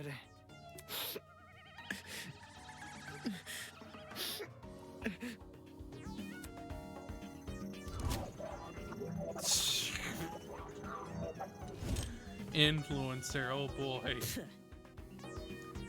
You don't recognize the dumbass. Must be nice. Huh? You do? Yes. Guy's the cancer of the internet. You disagree with him on one thing and he'll sick his army of underage followers on you. Oh boy. He's a dictator with a trendy fit. Another day, another drama. Dictator? Sheesh. You naysayers types are always so overdramatic. Whatever. Don't listen to her, new guy. This chick's just recycling other people's propaganda. Are you done yet? You want to talk? Check yourself in the mirror before crying propaganda. Eh? See that? Uh-huh. I see you're no stranger to photo editing. I'm kinda impressed. No one ever guessed you had the face of a horse. And the tears returned as quickly as they vanished. Not sure what I expected an influencer to be like in person, but this was definitely not it. Don't be mean. Leave Kai alone. He may not be the nicest person in the room, but can't you see you're hurting his feelings? Ugh. He can get over it. Anyway. What about you? Hmm. Can you give me your name and talent? Oh. Sure. I'm Diana Venecia, your local cosmetologist. If you're ever in need of a makeover, I'll work my magic. Just ask.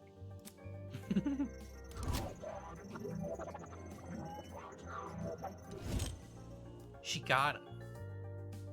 Come again? Is that it? You're just a makeup artist. For your information, Not just a makeup artist, the makeup artist.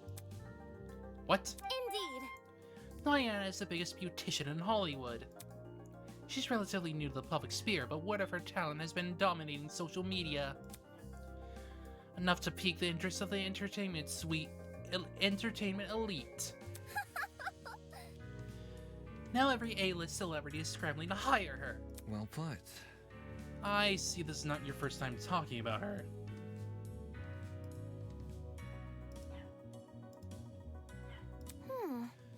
I am simply quoting my friends. They are all on Diana's waiting list. I'm sure. Anybody? Why is it a shock that this guy doesn't recognize her? What about me? How humiliating. Why do you care what he thinks? Isn't the demographic for people like you largely teenage girls? Hell no! My stuff is for everyone. I'm inclusive like that. Sure you are, buddy. Hold on. Okay, that's it. Let's break this up. Diana, could you and Kai go to the courtyard outside? We're trying to get everyone together there. No worries. Alright, see you later. None of these guys like me either. Makeup artist and an influencer. Were this any other academy, I wouldn't bat an eye. The Ultimate Talent Program is a shelf itself. I'll hand out ultimate titles to it'll hand out any ultimate titles to anyone who asks. Eden's Garden Academy said it was above that. Said it prioritized academic talent. Now it thinks I'm on par with those two? I mean, maybe you were deceived. Boy was silently observing the space around him and jotting things down into a notebook. Hello? Hey, you.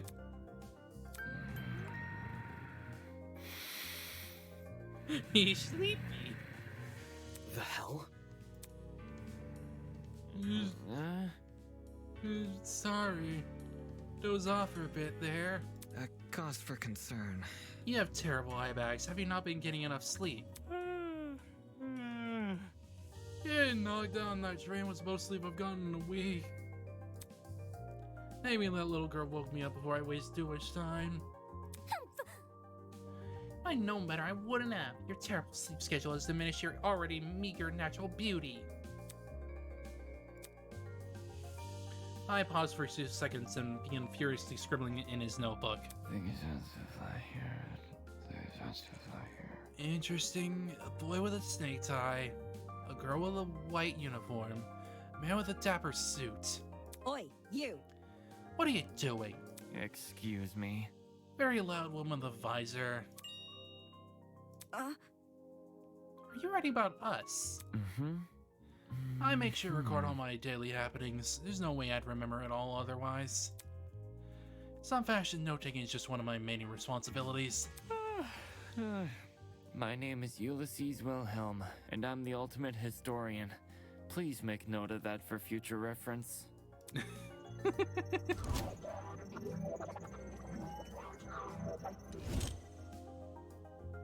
Impressive. Interesting, a fellow scholar, much like myself. Jeez.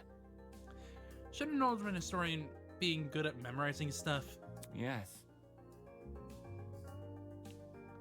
I mean, you're supposed to write shit down too as a historian, so This notebook is just for more frivolous information, stuff like shopping lists, classmate birthdays, when to brush my teeth. Filthy. So just the memory waste on a menial trivia. Probably couldn't even remember the date of your wedding anniversary unless you wrote it down. Unfortunately. I think that's the same for most men. So what do you do as the ultimate historian? As of now, I work as the Panawomack River Museum in Tisikamuk. I don't fucking know. I direct one of the exhibition exhibits there, Cold War era. I'm not giving tours, I'm studying primary source documents in my office. No wonder you can't get any sleep. If you stay awake while reading all those boring history books, there's definitely something wrong with you. History isn't for everyone. I'm aware, but it's important knowledge nevertheless. Those who fail to learn from history are doomed to sound stupid when arguing on the internet. no. That's not how the saying goes. It isn't, but I updated it to coincide with more modern values. Thought it was funny. Right. Humor is subjective. Anywho. People have begun gathering outside. See? Join us to discuss our next course of action. Could you please join them? Sleepy. Yes, right. Thank you, miss. Hurriedly fumbled through the pages of his notebook. Toshiku Kyorya. Unacceptable! You seriously forget my name. This most egregious offense takes solace in the fact that I am mere matchmaker, not your romantic partner. According to my notes. In a large world run by even larger ideas, small things can be easily overlooked. And yourself, indignantly, Toshiko stormed off. Can we follow her? Yeah. This guy we just met probably won't. Well done, we've exchanged formalities with everyone here. We should meet up with the others and formulate a plan of action. I am an ultimate! Honor as ultimates, we will not be confined any longer. What a dramatic kid. The others should be gathered by the courtyard outside. That's where we should head next. Cool.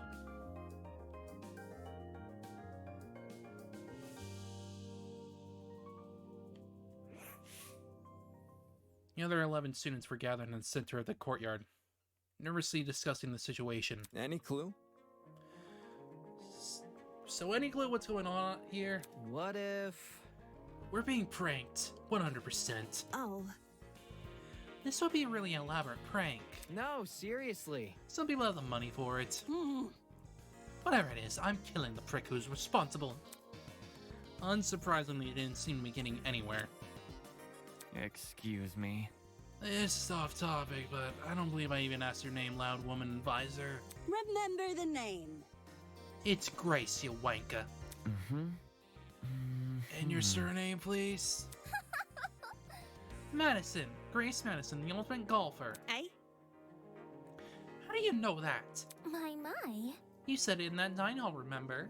That's problematic. I don't recall you ever being there for introductions. However, maybe she was eavesdropping. I would never! Eavesdropping? I would never! I simply happened to overhear your conversation is all. Or she was eavesdropping. Hey, we could take a step back for a second. What was this all about at Dine Hall? correct. It's inside the building over there. Huh? Is there a kitchen too? Man. I got an ending locale. I'm starving. Pay attention! Be patient, will you? Introductions are still underway. Meh. Okay, but you have to speed run them. Oh, man. Gaming references from someone else. The universe has been thrown out of balance. Along with Grace Madison, we have the mighty and prestigious Wolfgang Akira. He's well known as the ultimate lawyer. Hello. Yes, that's correct. Hey, lawyer man. Lawyer man? Is that your name for me? Yep. It's either that or Wolfie. Do you like Wolfie more? I must decline. Stay with what you already have. Hi. Lawyer, wow, it's so nice to meet you. Next up we have... She turned and squinted at me. His name seems to be escaping me. Perhaps you might know Wolfgang Grace. I'm not too familiar. I have no idea. Fuck off. Fuck if I know his name. Broski. He told me. I'm pretty sure it's Mark, right? My bad. Got a bad habit of mixing you sort of guys together. Oi! What are you waiting for? Tell us your name already. Damon Maitsu, Ultimate Debater. A debater? Ooh. So like a bargain bin lawyer. Hey. That's Things have to fly here. Things have to fly here. Grace Madison, Wolfgang Akira, Damon Maitsu. Who else left? Hiya. Come on, Tarlin. You can do it. See? Yes, share your name. Ava. Oof. Just Ava. Just like my video games. Just like the spy? Ava Tsunaka. Mm-hmm. That's a very pretty name. Now, would you look at that? Mm-hmm. Fittingly elegant, isn't it? But let's not get off topic. What's your talent, Ava? That's... Now she's mentioned, I'm pretty sure you never told me your talents. What's up with that? I told you mine. It's only fair you tell me yours. Oh, ultimate liar.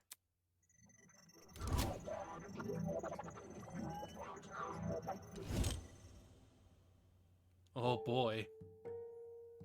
Ultimate liar? That's so funny. So like, what's your actual talent? Deal with it. That's it. What? Good to know. Didn't know lying was something you could be the best at. You learn something new every day. Are you for real? You actually believe her? How is someone supposed to make a career out of lying? Now. Easy. Get a job in marketing. It's the truth. It's just what I am. How can that be? So speak your explanation. But That's... I mean, if you're the best at lying, how are we supposed to believe anything you say? As you sweater those last words, we all turned to Ayla expectantly. That was when it happened. Testing, testing. 1, 2, 3. Can everyone hear me? Yes? Great! Is that our headmaster? Good morning, my amicable student friends. First off, allow me to apologize. I realize the ride here was a bumpy one, especially for ultimates such as yourselves. But expect things to be different within these halls. Yes, it is my pleasure and privilege to welcome you all to Eden's Garden Academy. May this be the beginning of a wondrous journey. Doubt it. Did he just say we're at Eden's Garden Academy? No. Can't be. You think? No kidding. This place looks like nothing like a school. stop talking so loud. Want to hear this? I'm sure you're on the edge of your seat waiting for a proper orientation. But there's one more thing to do before we can meet face to face. It won't take very long. All I ask is that you enter the building across from me. From there, we can begin preparations from a formal introduction. Until then, farewell. I must take note of this. That was certainly interesting. Whack. Couldn't agree more. Lack. Somebody explain. Do you think he's the person that brought us here? You following? Yo, what have you said of the sleeping gas on the train? Bit complicated. In that travel bag, how do you reckon he snuck it on? Guys. Sorry to interrupt, but we're not going to skip that part he said about the building, are we? He wants us to go inside. What do you think? Should we? Hell no! I'm not waltzing right in there just for me to die or something. Die? You think we're going to be harmed? Hold on. If our captors wanted to kill us, we'd already be dead. What would be the point in killing us now? Reactions, I guess? I don't know, I'm not a psychopath. How should I put it? If it calls for it, what if we walk in together as one big group?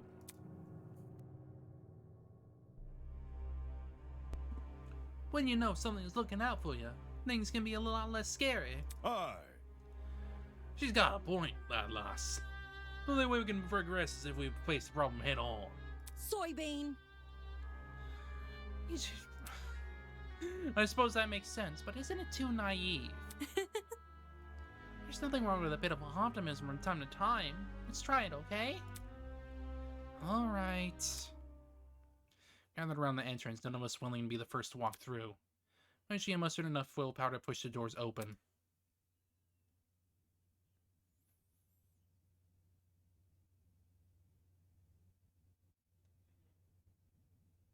Taking a little bit. Sure is taking a little bit. Oh, there it is. Oh! Well, there's our first body, huh? Great. I don't remember seeing this girl in the train, though. Run immediately the battered, bloody body of a young woman.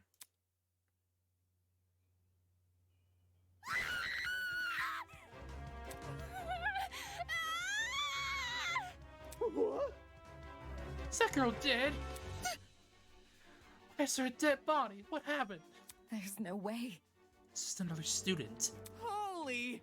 Shit! What the shit? Tony Hall people, you were in this building before. Tell us what's going on. Dude! Yeah, why did you mention this other girl? The hell? I never even saw her. Really? You were there too, Bargain Man. Don't even. There's a floor below us, sir. That's where I woke up.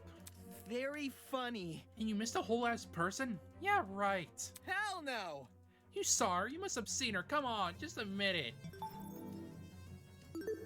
I mean, I didn't. I didn't see her at all. I didn't even check that room either, so... You're not pressing me for an answer, you. Hold on.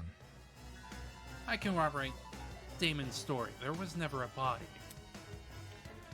Miss Madison and I walked through this exact hallway and saw nothing. I wasn't expecting this. So between the time you left and the time you returned, this girl was murdered. You think she was murdered? I don't know for sure, but after her, does that really look self-inflicted? Oh shit! There's her killer running loose. I don't recall hearing anything when I was waiting outside. You can back me up, right? Shit. He's right. There's no screams and no one left the building. Are they still inside?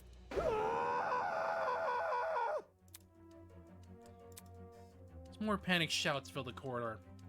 Ava silently walked over to the body. Oi! What are you doing? Ignoring Grace's question, she crouched down beside the dead girl. Poked her in the face. It's not a real body, is it? What the? You... The fuck is wrong with you? Stop that! Strange. It's not real. Eh? This girl. She's just a dummy. A dummy? How? Well, yeah, she made a little squeaky squeak. No, that's definitely a real body. You're crazy! Didn't you just say you were a liar? I wouldn't believe you. Why should we believe you? It's the truth. If you don't believe me, inspect it yourself.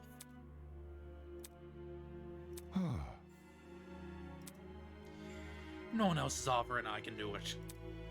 Wait, him? Are we ready? Well, how does that sound, everyone? Turned to look at each of us. Had my reservations, but when his gaze met mine, my lips instantly sealed shut. Look he gave me was unexpectedly intense. Okay. Yes, you can do it. I casually approached the body and knelt beside it. Then, just like Ava... Oh, be damned! Would you look at that? She's right. It is a dummy. For real? Say what? How did she know it was a fake? You see? My intuition. Also, a corpse would smell. This doesn't smell. Dude, no! As if. Could you be any more suspect? That ain't it. No, it's just that. There's something under the dummy. Huh? What is it? A tablet. John rose from the ground and turned around to face us. Sure enough, he was holding a tablet. It was slid on the dummy. There's no blood on it as far as I can tell. Nice hiding place. Aye. Wouldn't have noticed if I had taken a closer look. Gives the impression I was supposed to, don't it? For real? Hey, what's on the tablet? Let me turn it on. Pressed the button, then walked over and held the tablet out for us to see. Oh, it's loading something! After a few seconds, the loading symbol vanished. Oh. Kara Koshkinen, Ultimate Teacher's Aide. In its place was a photo of that girl. What is this? Or the tablet hadn't finished loading. Just after that image.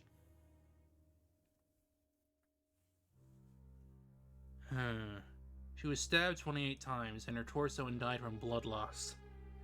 The victim also suffered chemical burns to the head. Most notable burns are to her eyes and scalp. Time of death is unknown. The victim is Kara... Yeah.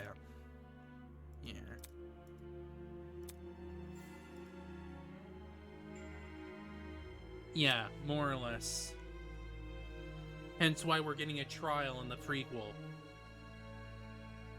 Reads like a body report.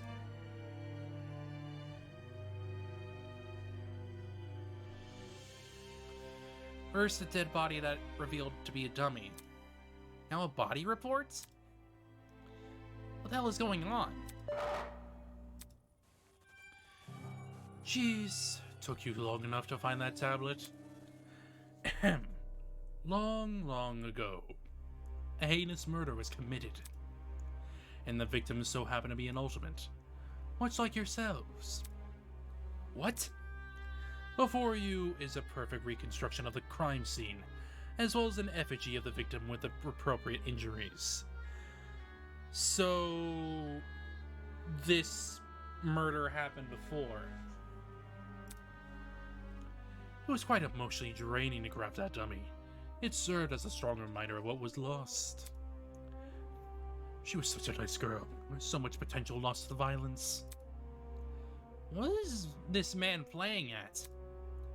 Anyway, it is your responsibility to figure out the details of her death. Surrounding area, the murder weapon, how she reacted in her final moments, etc. But don't worry about finding the murderer's identity. He's already right in front of you.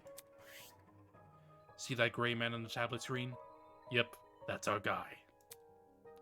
Please investigate the crime scene and gather as many clues as you can. After a certain period of time, you will be asked to present your findings to me. Believe me, it's in your best interest to put your full effort into this. Have fun, everyone. Not okay! Investigation? What the hell? Back off. Oh, got enough of this already. I don't want any part of this. Stop telling me what to do. He grabbed a large chunk of rock from the floor and ran over the speaker. Screaming an obscenity, she pulled her hand as far back as she could. Brutal! No way! Was that the watch? Trying to destroy private property. That's a zap. Fuck you! Holy... Is he for real? Is this school really trying to make us solve an old murder? Don't say that. Hold on, you guys. You can't just believe everything that strange man claims. Why would Eden's Garden Academy, any academy for that matter, do something like this? Even if it tried to, the Ultimate Talent Program would have stopped them. I wouldn't underestimate the school board executives. Money can get to people's heads and make them take risks they shouldn't. This academy said it was unique. Maybe this is their version of an entrance exam. What a joke. They're so obsessed with being different from the competition they've forgotten what people want. More like they've forgotten how to be sane. What did you say? Will the UTP really be okay with this? Think about it this way. Seems pretty counterintuitive. Everyone will want to quit their enrollment after this. And Sue. I'm talking. If this is the work of a separate group, why are they using the Academy's name? As a way to hide their own, maybe? They might have even kidnapped us because we're attending Eden's Garden Academy. So... Explain. Well, what if they knew we all had to board a train? Explain why we had passed out. They boarded the train before us and planted the bag with the gas. There's gotta be something. Because this happened on the train to the Academy, they could have claimed they are the Academy. If I may ask. Everyone keeps saying they. Isn't the speaker man who kidnapped us? That's not it. It obviously wasn't just him. Seizing a train, bringing 16 people to an unknown location. That takes a team to do. Of course, that raises another glaring question. Why us? Why have we been brought into this? Is it because we're Ultimates? It's not like anyone's specialty is detective work. It just doesn't add up. I mean... Ava says she's the ultimate liar. What if she's lying about her ultimate talent? Specifically. How grotesque. I think I will let the rest of you handle this. I doubt I'm in this grotesque situation. I'll just be on my way. Yeah, that's okay. Actually, can I come with? I'd feel super bad to leave you alone. Oh. Sure. Suppose. You can do it. Good luck solving the mystery, everyone. You can do it. On that note, Diana and Toshiko walked away in the direction of the room with the kitchen. Oh. Don't get close! I'm going with him. Screw this. Coward. Kai took off to the hallway like his life depended on it. Jeez, better him than us. I don't know. I don't know about all this. Will that man really let us go if we investigate? Stay calm. We won't know if we continue going around like this. For now, all we can do is take the risk and do as he says. He's right. I need to brace myself and follow the directions that I've been given. As of now, it's my only way to learn more information about my current situation. I can only hope that this ordeal will be over soon.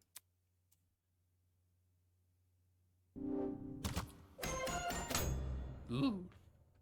Fancy. Before we do anything else, should go back over that tablet. Finger. Yeah. Stabbed 28 times. Suffered chemical burns in the head. Most of the notable burns are to her eyes and scalp. Cause of death is blood loss. Time of death is unknown. There's a lot going on here.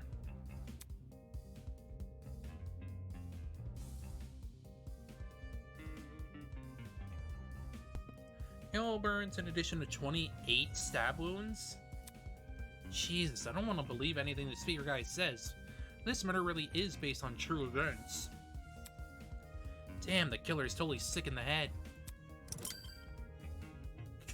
That's understating it. That's a little overkill. Even if she did die from blood loss, it's still excessive.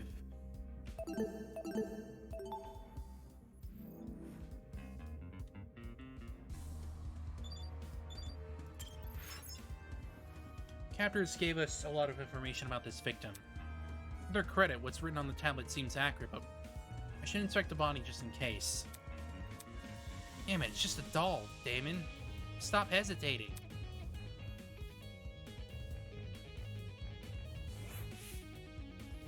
The doll was slumped against the door, her torso soaked in blood.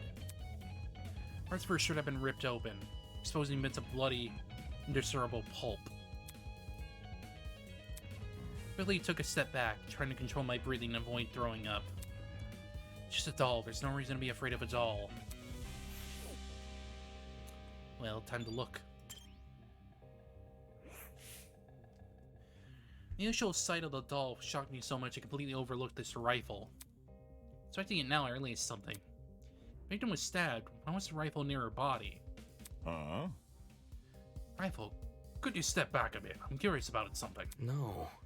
No, I'm... Before I could finish my sentence, John walked over to where I was and picked up the gun. Hey. You're messing with the crime scene! Ignoring me, he released the magazine of the gun with surprising ease. Eh? The top of the magazine protruded a loaded bullet. I see.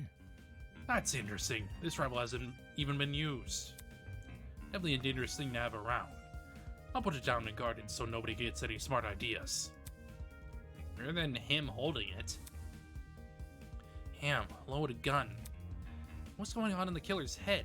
Why bring a gun to the crime scene and not even use it? I mean, considering it also has blood on it, you'd assume that the girl was carrying it. Looks like it was purely for intimidation. Not even very logical, but it'd be a twisted game to play with a victim. Okay, but it specifically has blood on it. Which, again, that implies that she was holding it.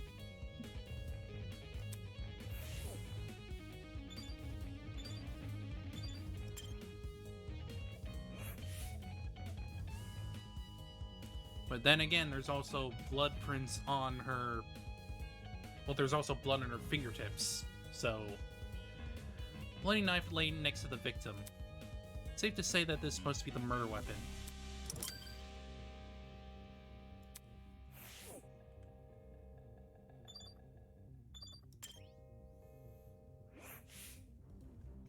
Her hands were surprisingly clean, all things considered. There were no other marks or injuries, apart from her nails. Looks like there was dried blood underneath them? Why was there blood underneath her nails, but not on the rest of her hand?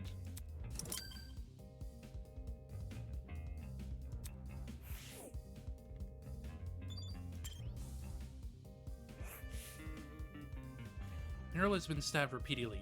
I don't need the tablet to know that. However, her cause of death, I think it was stabbed to the heart or something. The tablet claimed blood loss. Taking a closer look, the wounds, they didn't seem excessively deep. At least not deep enough to pierce her heart. She died from blood loss. What does that say about the killer? Probably could have killed her quickly if they wanted. They wanted her to suffer a slow death? Damn, this is messed up. Seemed to be all the evidence. Nothing else was catching my eye. Check the inside of the closet now. Okay.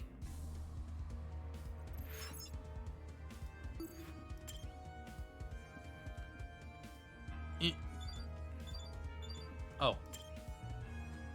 I have to point at it. Gotcha.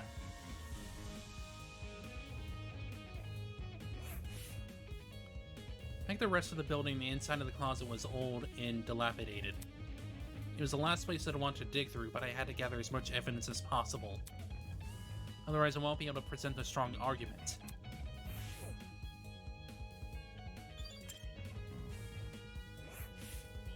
Check it out! Check what's behind this door! Saying that she stepped away from the corner. Right. It's a ladder. Doesn't seem like there's anything strange about it. Why was this brought to my attention again? Dude, not cool. I'm disappointed in you. Huh? So hackneyed! You call that thing a ladder? It's so obviously a step ladder. Oh, now they're bringing the freaking Ace Attorney into this. Seriously? Aren't they practically the same thing? Pardon me. I have to agree with Miss Amber. Everyone knows an Ace investigator must record his evidence as accurately as possible. That's certainly what the victim would want. Guy that doesn't get my references is no fun to be around. I mean, I understood it. I'm gonna check on the peeps outside. Smell you later, lawyer man. She's already out of here? Did she even investigate anything besides that stupid ladder?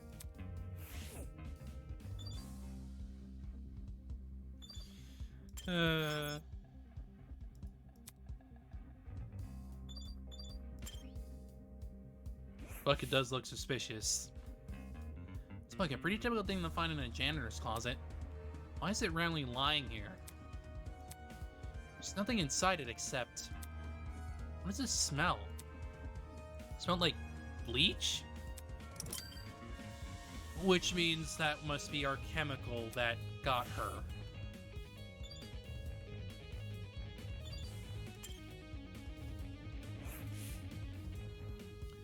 Shelf was packed with an assortment of towels. First we inspected them, lifting each other to check for anything underneath. Any other dust, but that was it. Nothing looked suspicious about them.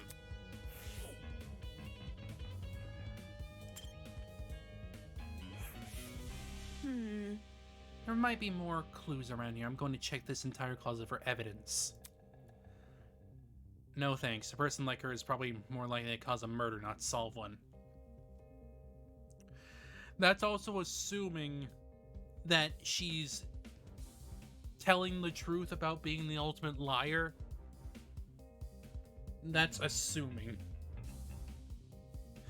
But if she's lying about her ultimate talent, she must be something else.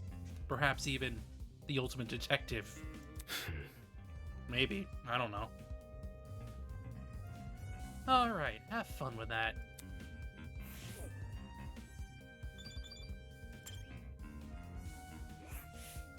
It's for the best. We must make every effort to examine the crime scene as thoroughly as possible. Not for the sake of entertaining the people who kidnapped us, but for the sake of the victim. After all, this was based on the real murder, was it not? That was what the tablet said, though I'm still skeptical about the validity of the statement.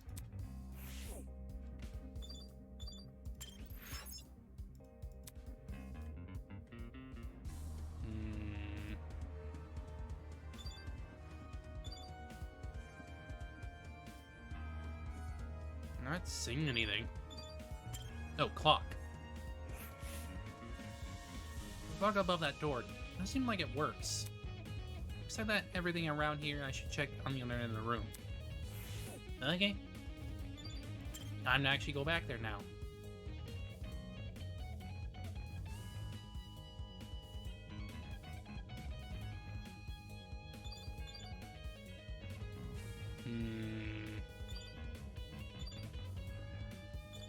Well, so another surveillance camera. Is behind the speaker watching us through this? It's the thought made my stomach turn. Well, I'm not seeing anything to interact with other than our characters here, so... That security camera it's brand new. She mentioned it does look out of place. I think it would have gathered dust like the other items in here. Did it really get it cleaned or something? My company's headquarters have similar ones installed, except these cameras are even more high-tech. Sheesh. Typical school. Spending more on security than educating their students. That's assuming this is even the Academy's doing.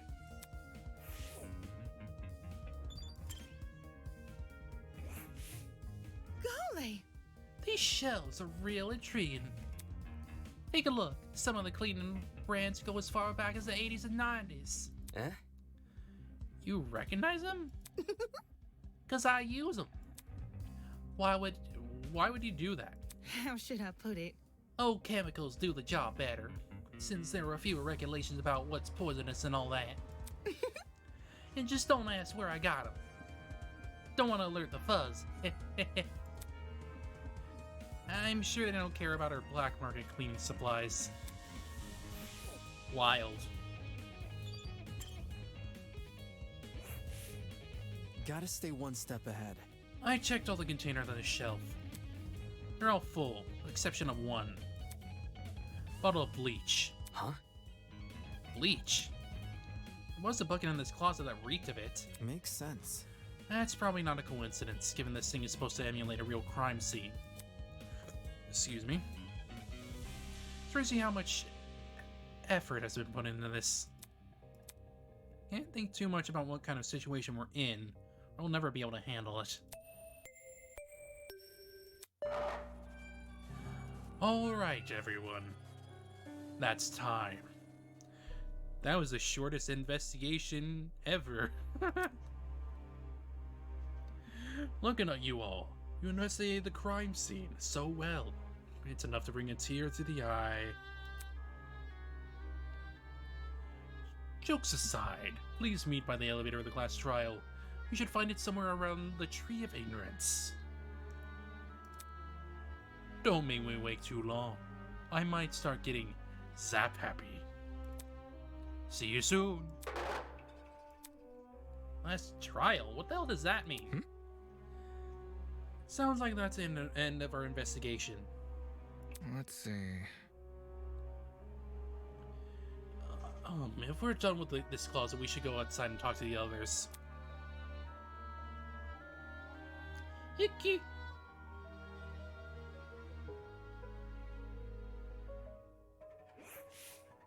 Come off the grass. Oi, what the hell is a class trial? Your guess is as good as mine. Duh. Obviously, we're going to court. What? Court?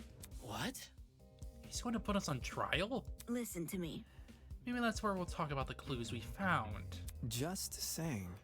Makes sense for our current situation. Investigation, clues, files. What else could that stuff be for? Well put. Good point. Does seem oddly similar to court procedures. Obviously, we're missing key suspects and witnesses, but they all don't seem to be relevant to this case anyway. Wait a minute. You mentioned that this elevator was near the Tree of Ignorance, right? You must be referring to the room with the tree. Focus. Probably, yeah. It's the only thing I can think of. I don't recall seeing an elevator anywhere. Just follow me. And what are we waiting for? Let's get our butts over there. He keeps treating this like a dumb game. We're really going on trial. That's going to be a nuisance to deal with. Okay. Might as well follow her. One by one, everyone left. Guess I have no choice but to go as well. Well, I may as well save, since I assume we're just about to get into trial. Mew. They do kind of make you deliberately go slower, a little bit. What are you doing?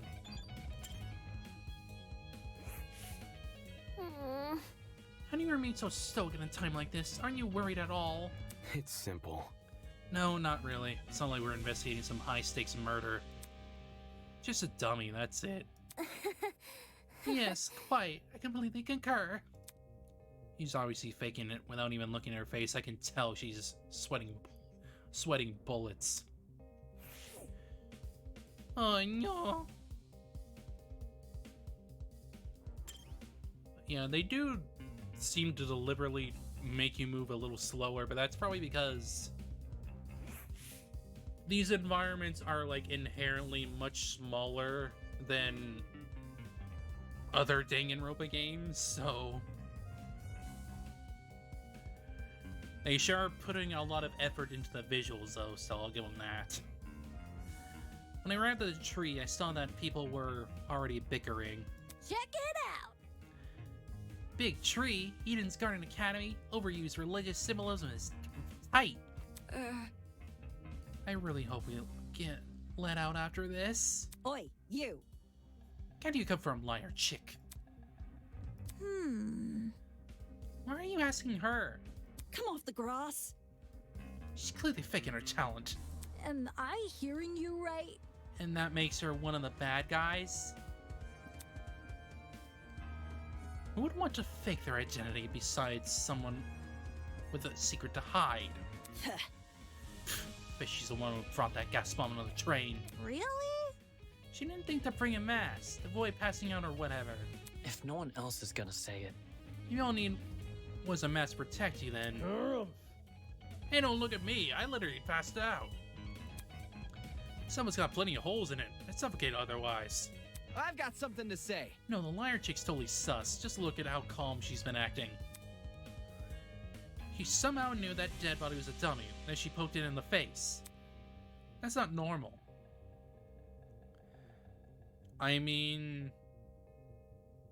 it's kind of normal if we think about it in the way that if she is a detective, if she is actually the ultimate detective, she'd probably be aware of fake bodies.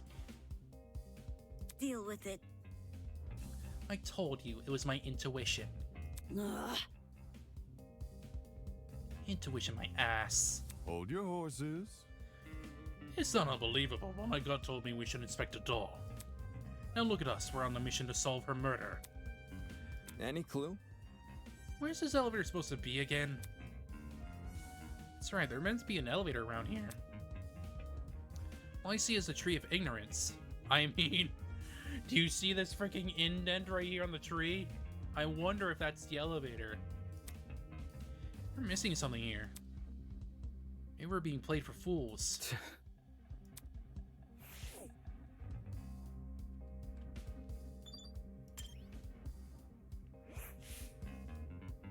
The base of the tree was a marble bust depicting a figure in a creepy mask. There were cracks all over the mask, and one of the eyes was even missing. How old must this thing be? What you doing? You know it's the statue too, don't you? Huh? Oh yeah. You alright? What's up with the statue? At least something whack about it. Can't put my finger on it. What? Look. The mask is broken. There's a piece missing. But... Isn't that weird? That statue is probably like super old. Makes sense to be cracking and stuff. I'm talking. No, this definitely seems intentional. Wait... Like just crappy on purpose.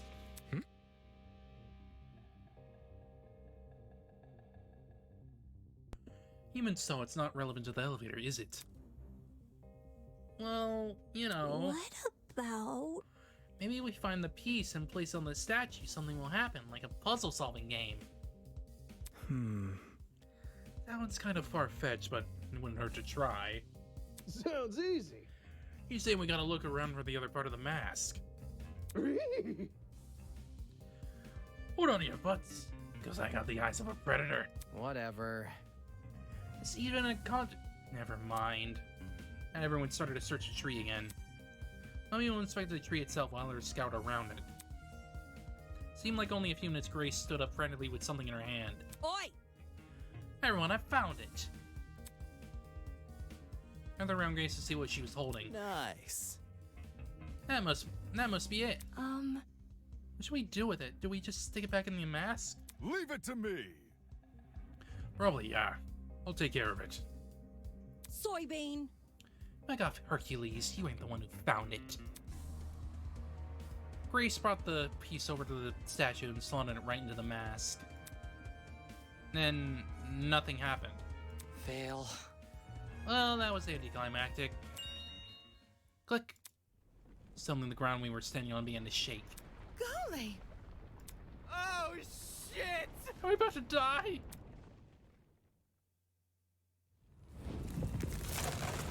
Ooh. Fancy. I don't even think that was pre-rendered either. I think that was all in engine. Nice. Yo! I was right. Whoa. That actually worked. Walking secret passageway in a tree. I never thought I'd see that. The Tree of Knowledge, a symbol of sentience, intuition, and understanding exists here only as a barren replica. The Tree of Ignorance emulates the world of nature, but does not achieve it. And justly so, for ignorance often aspires to be seen as wisdom. Game over, man! Game over! God, now he's spitting random philosophy. Now we're so fucked! Let's take us to the elevator. What about... Stare at the foot of the opening. Question mark? Yep. What are we waiting for? Let's explore. If I may ask. Why the sudden rush? Duh. I want to get home. Duh. Elementary, my dear. We get this over with, we'll get out quicker. It's simple math. Sure. Fair enough. Just walk in, do we? So walk in, do we? One by one, we approached the opening of the tree and descended into the darkness. Woo! Well, here's our elevator scene. Mr. Sleepyhead over here is our button boy. This is an elevator. I see, the elevator's underneath a tree. Reckless investment, I'm telling you. With a rumble, the elevator began its ascent. We stood in silence, 16 worried strangers plummeting into the unknown. That's what we were after all.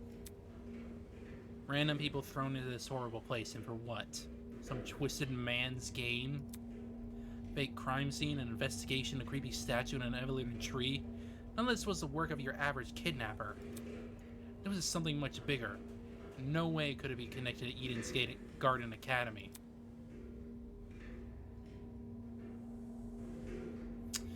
Wow. The universe began to slow, snapping me out of my thoughts. I stood up tall, and when movement stopped completely, the doors opened.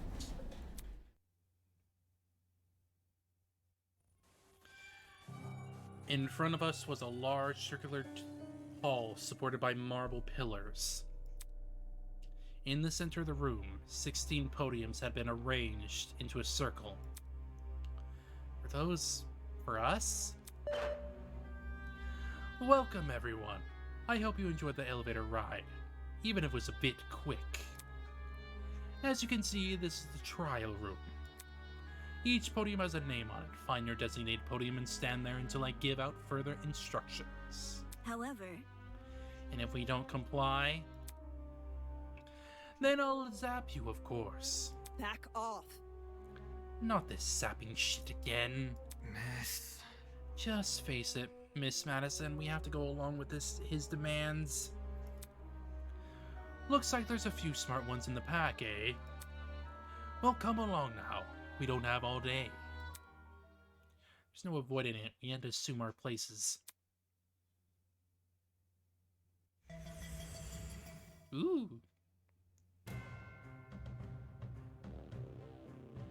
Seeing the faces around me, everyone wore similar expressions. Discomfort, anger, worry. It didn't end. We've been kidnapped and forced to play as pawns in some inane game. No free will, no choice in our actions.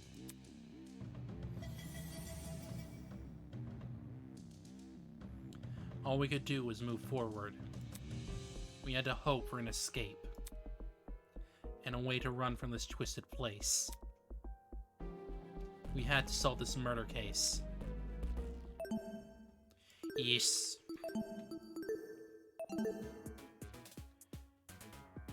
Trinket. Oh, yeah, right. Or Stoof. I already have it on like medium, so I'm just gonna go.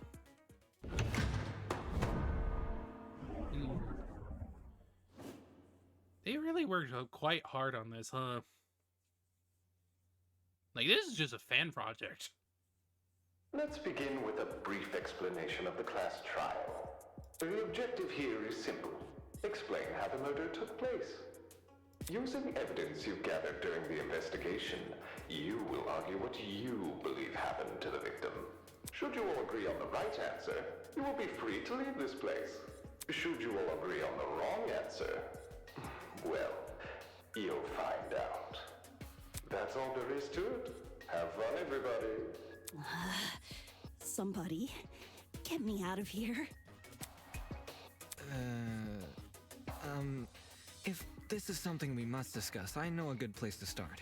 Get me out of here, get me out of here, get me out of here, get me out of here, get me out of here, get me out of here, get me out of here, get me out of here, get me out of here, get me out of here!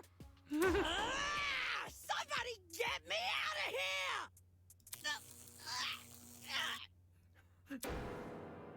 Oh! Oh no! What happened to her? Oh no! Oh shit! They fried her brain! Rip Grace's brain. Calm down. It's only a shock. She won't suffer any permanent side effects. If I wanted to see the brain dead bicker, I'd just turn on the telly. On that note, please, carry on. Holy shit, the people running this thing aren't playing around. As you were saying, Wolfgang? Right. The way I see it, the objective of this By the way, can I get like a seat with this thing? I'm just gonna be an onlooker. It's only fair. You're seriously not going to contribute? What am I even supposed to do? Put your detective hat on, buddy. We're here to solve a mystery. Yeah. Who murdered that dummy chick, right? Not who murdered her, how they murdered her. Did that tablet not explain it? It listed her wounds, yes, but it didn't explain how they were inflicted. Probably because it's so obvious. But, Miss Amber, you didn't even read the tablet. And I don't have to. Oh, I just noticed. You can actually see like the difference in their heights. Would you look at that? A debate's already underway. That's a nice detail.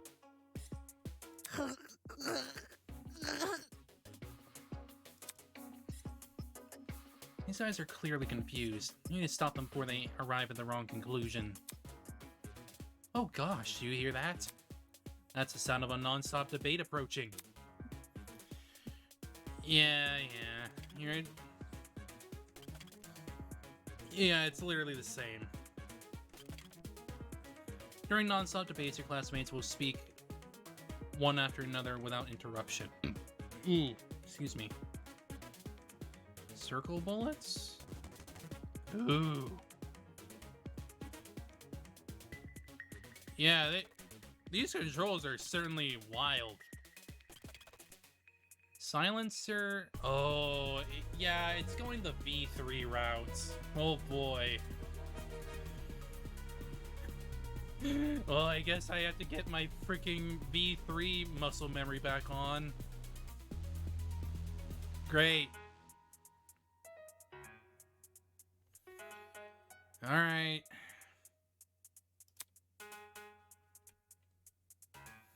Students make things that contradict the truth. It's your job to determine which statements must be broken in order to progress the trial.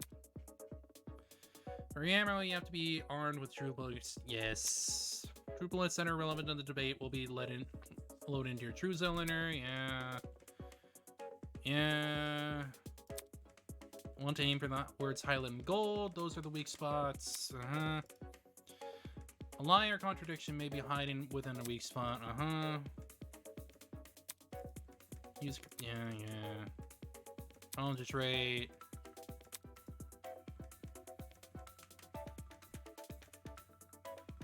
But yeah, I mean, it's definitely V3 in terms of the control scheme. Which I think I'm just gonna focus on using my mouse for most of its controls, other than fast forward and concentrate. That's all for now. Don't jump to too many conclusions.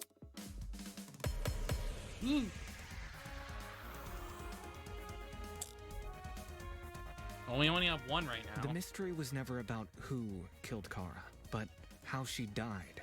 Is that true? Objection! It's obvious what the murder weapon was.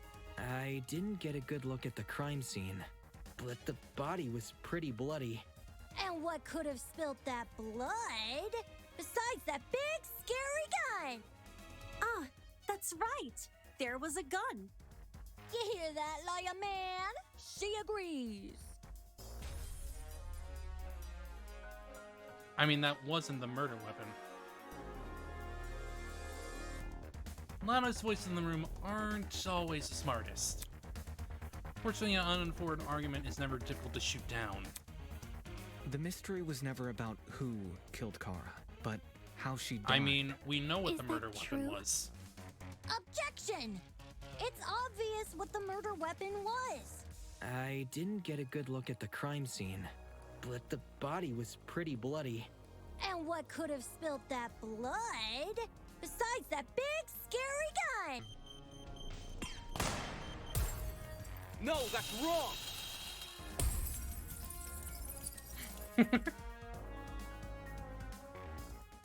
Cassidy, can you stop butting in?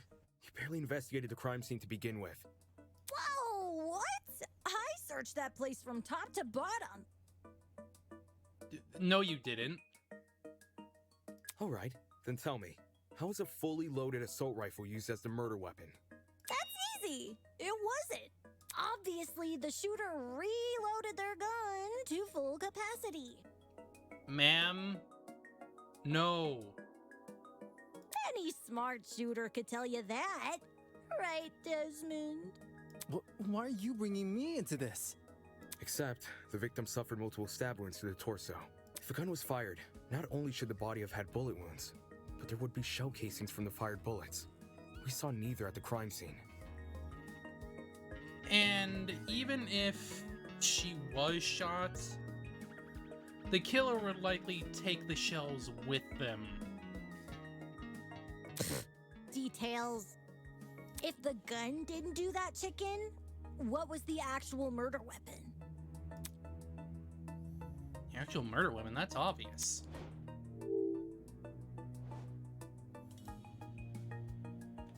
The knife. I got it. The bloody knife. It's just so blatantly obvious. It was literally right next to the victim's body. And it's got freaking blood on the freaking blade. Why so Cam's razor gotta ruin everything? Interesting. Both the knife and the rifle were present at the crime scene, but only the knife was used. Kind of weird choosing the inferior weapon. Nothing beats the sting of a sharpened blade. If the killer didn't use the rifle, why was it at the crime scene? Maybe it came from inside the closet. Don't see why you'd be storing a gun in a janitor's closet. Man, I don't know. What if it's not even related to the murder? Of course it's related. It's covered in blood. And it's right next to the body. Why wouldn't it be related at all? Oh no. Everyone's starting to yell. Spidey's getting out of control fast. I need to say something.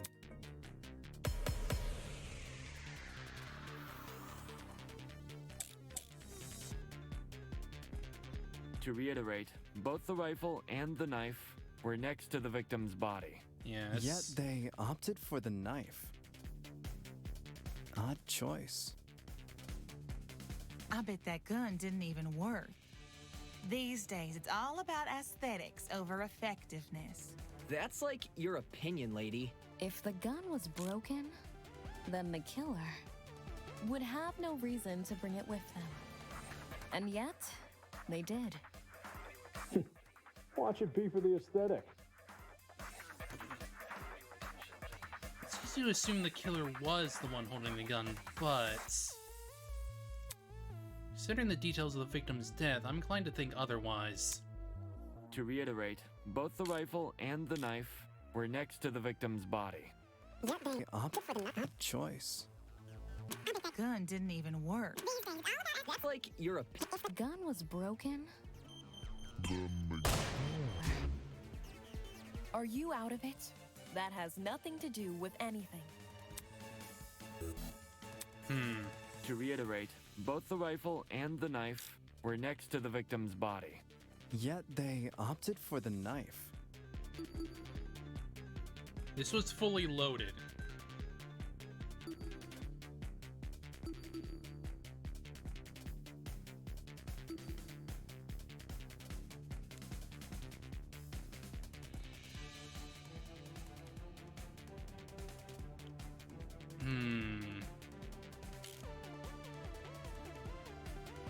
Odd choice. I bet that gun didn't even work. These days, it's all about aesthetics over effectiveness. That's like your opinion, lady. If the gun was broken, then the killer would have no reason to bring it with them. And yet, they did. Be for the aesthetic.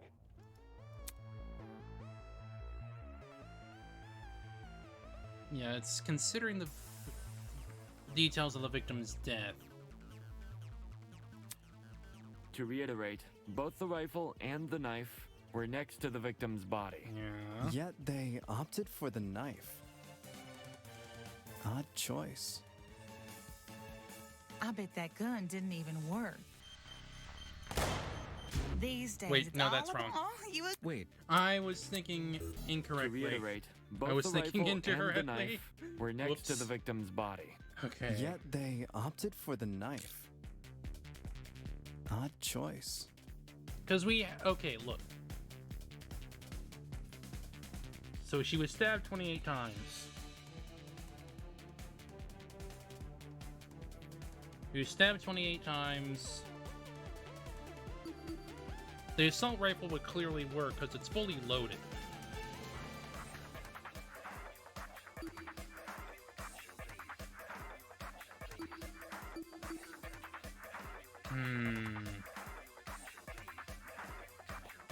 Which one do I have to use? This question. I bet that gun didn't even work. It's not that one. These days, it's all about I aesthetics. think it over has to do with the effectiveness. that's like killer. your opinion, lady. If the gun was broken, then the killer would have no reason to bring it with them. And yet, they did. Watch it be for the aesthetic.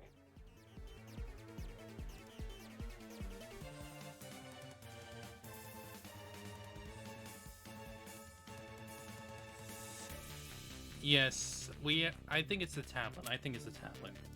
I have to do tablet To on the reiterate, killer both the rifle Odd choice. because she had I bet that gun didn't blood even work. in her fingernails. These days, under it's her all fingernails. about aesthetics over effectiveness. That's like your. If the gun was broken, then the No, that's wrong!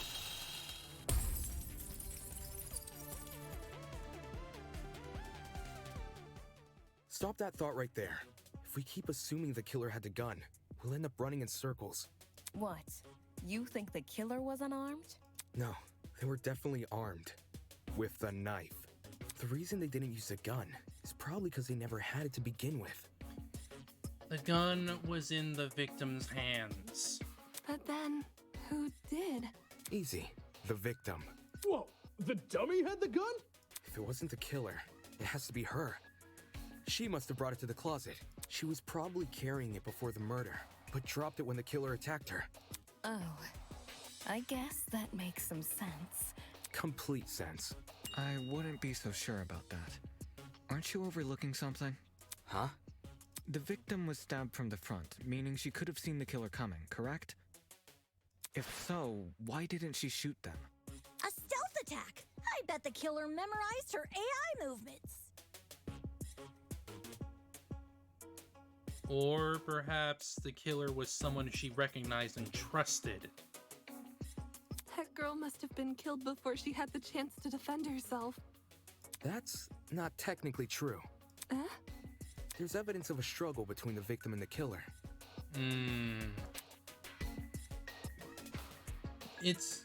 Yeah, the bleach.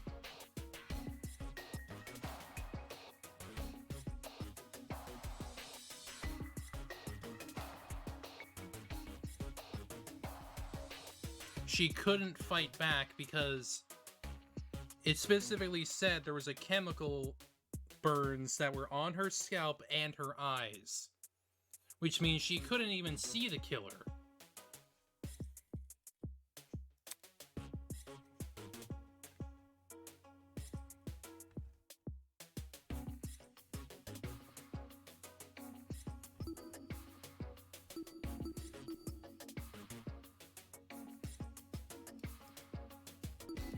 This is it.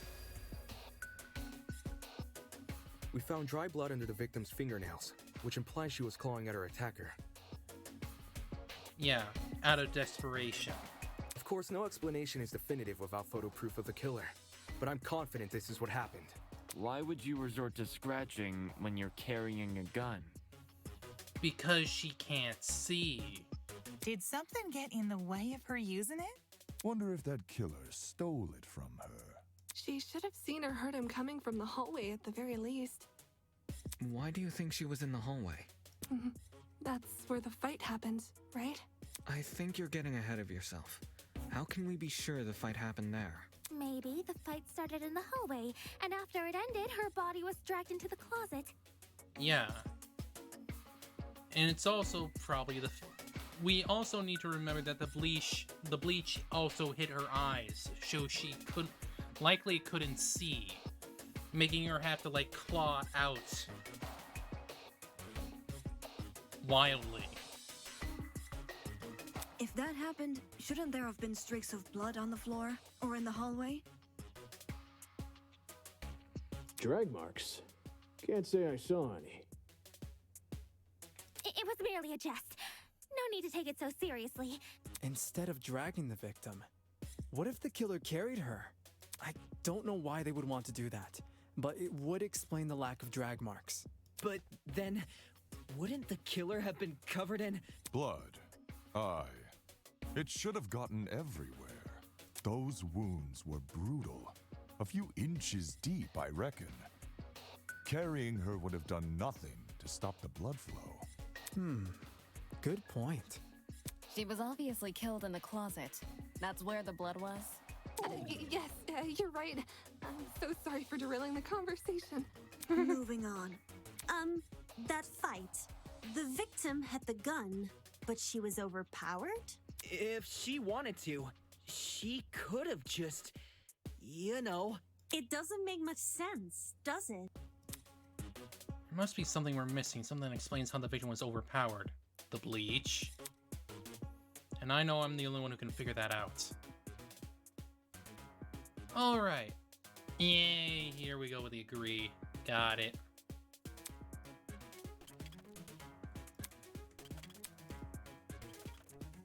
Agree points, yeah.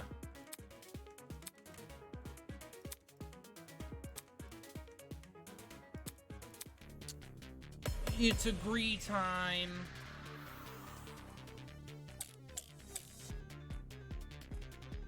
Bucket. That slimy killer pulled Definitely a fast bucket. one and knocked the gun out of her hands. By the sounds of it, those two did have a crazy tussle. But she still carried a gun. So why didn't she shoot? I bet that girl didn't even see them come. I agree. Nope. Appreciate the support. What? That What? slimy killer pulled a fast one and knocked the Oh, gun it out must of have her been the hand. tablet or something. By the sounds of it, those two did Whatever. Oh, why didn't she shoot? I bet that girl didn't even see. Yeah, it was I that got one. it. Even though technically the bucket should have done it too, but whatever. Because it still John involved bleach. actually has a point. The victim probably couldn't see what was going on. According to the tablet, she suffered chemical burns to the face and eyes. That sort of injury would have effectively blinded her. Also, inside the janitor's closet, there was a large empty bottle of bleach. That's probably the chemical that caused the burns. Blinded? With bleach?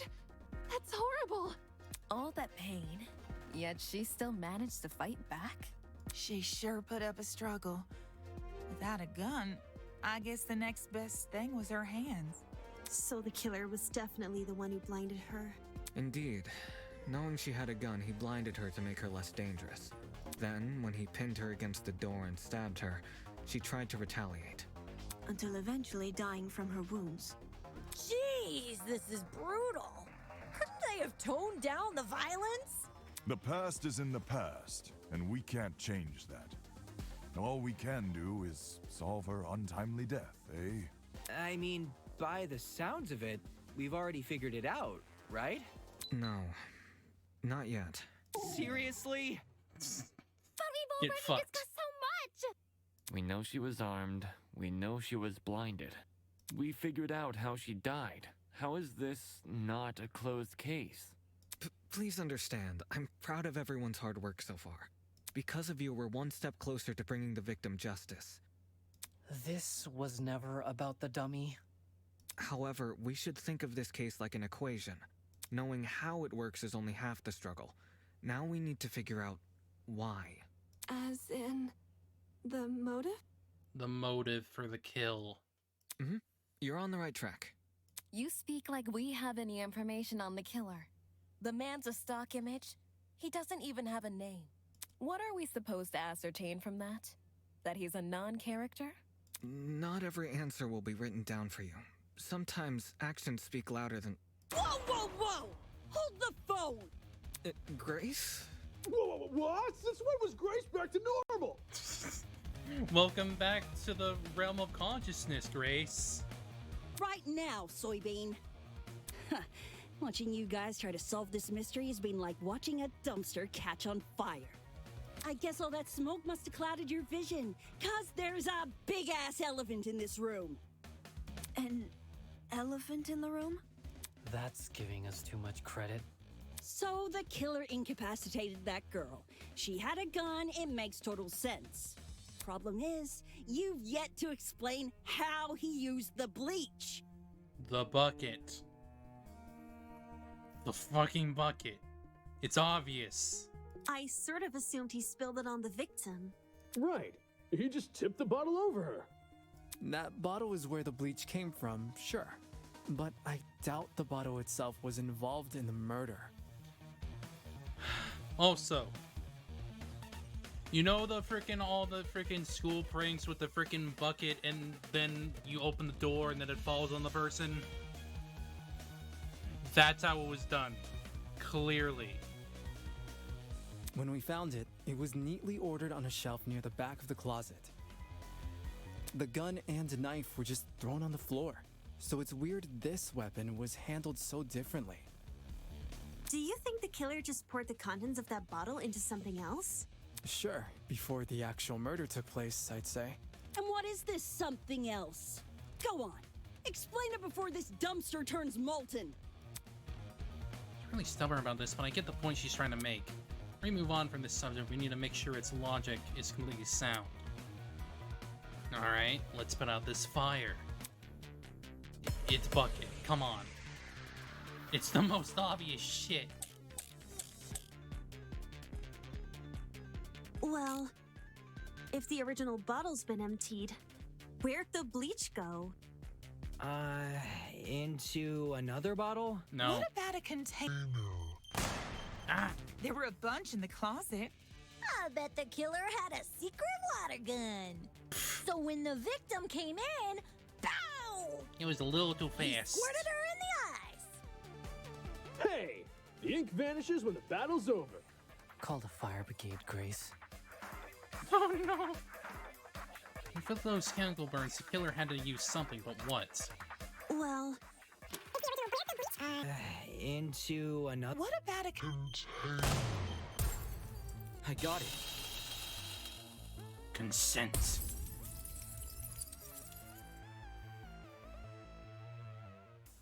She's correct. The killer put the chemicals in a bucket. Or, more specifically, the same bucket we found at the crime scene. After all, it reeked of bleach. If the killer didn't use it to transport bleach, what else did they use it for? Personal cleaning? I doubt it.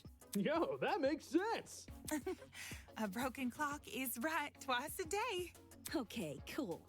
So, how'd the killer use that bucket to spill bleach in the victim's eyes? Again, remember school pranks? Literally the same thing. It would be a fairly heavy bucket, so it's unlikely he threw it on her. Yeah, put it on the top of the freaking door, she opens it, it falls on her, boom, blinded. She'd shoot him before he even had the chance. Use your brain, mate. Of course, my apologies. It's a good question. How was the killer able to get a hefty bucket of chemicals into the victim's eyes? Especially without her knowing. Must be some kind of clue missing here. Think, Damon, think. Even if he did manage to splash her, the girl should have sustained intense facial burns. However, aside from her eyes, her face was relatively untouched. Well, if you check the tablet, it said she had burns to the scalp, too. Yes, which implies that the bucket came from above. burns to the scalp. How does that work? Unless those chemicals came from above? Above?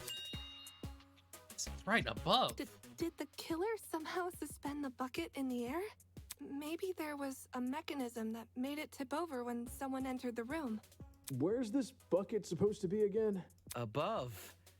Which Well, could mean anything. This is the most obvious shit ever. Come on. Was the How killer do y'all not get hiding it? above the door frame? There's no way they were up there. There's nothing for them to sit or hold on to. Not to mention, they couldn't have stabbed her from up there. And if there's no place for the killer to sit, then there's no place for the bucket to sit. Unless you take into account the size difference. Eh? The space above the entrance might not be able to support a person, but it could still support something as small as a bucket. And that thing supporting the bucket? Well, two things. For the bucket to be above the victim, and for it to spill on her when she entered the room. In other words, she needed to balance the bucket, but on what? Stepladder? No, it's the door, obviously. I got it. It's just because there is a I stepladder don't know how we overlooked next this, to the door, too. but So. I've got it. The killer just balanced the bucket on the door. Like in those water bucket pranks people film? Yes, it's literally the same shit. I was talking about this. Exactly.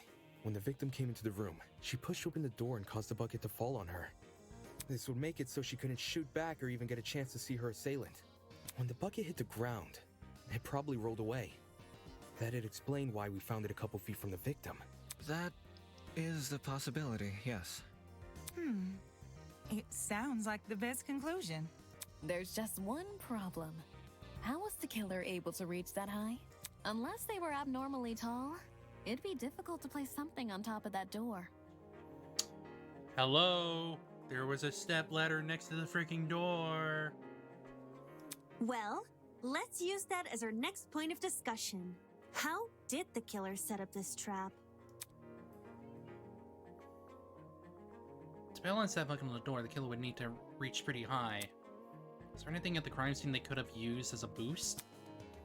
And answer that, it'll add further credibility to my theory. Boom. This is it. There was a stepladder hiding behind the closet door. The killer probably used that. After climbing it, they could position the bucket right on top of the door. Figures. My precious stepladder? You think the bad guy used my super duper obvious stepladder? Match point! Occam's razor! Yes, it appears our killer didn't care much for subtlety. No matter how obvious it seems, it's the only answer that makes sense. It was the only knickknack of its kind, too. If there's something else that killer could have used, it's escaping me. I see. It makes sense with what we've got so far. But I'm not done yet. I still have one last question for you apes. Please just leave us alone. Oh, I'm so tired. Hey, don't be like that. Grace may be loud, but her questions have really helped our discussion. Anyway, what was the killer doing when that bucket poured onto the girl's head? He obviously didn't just stand there and observe. I have to agree, they must have been hiding somewhere, waiting for her to arrive. Somewhere nearby, I'd assume.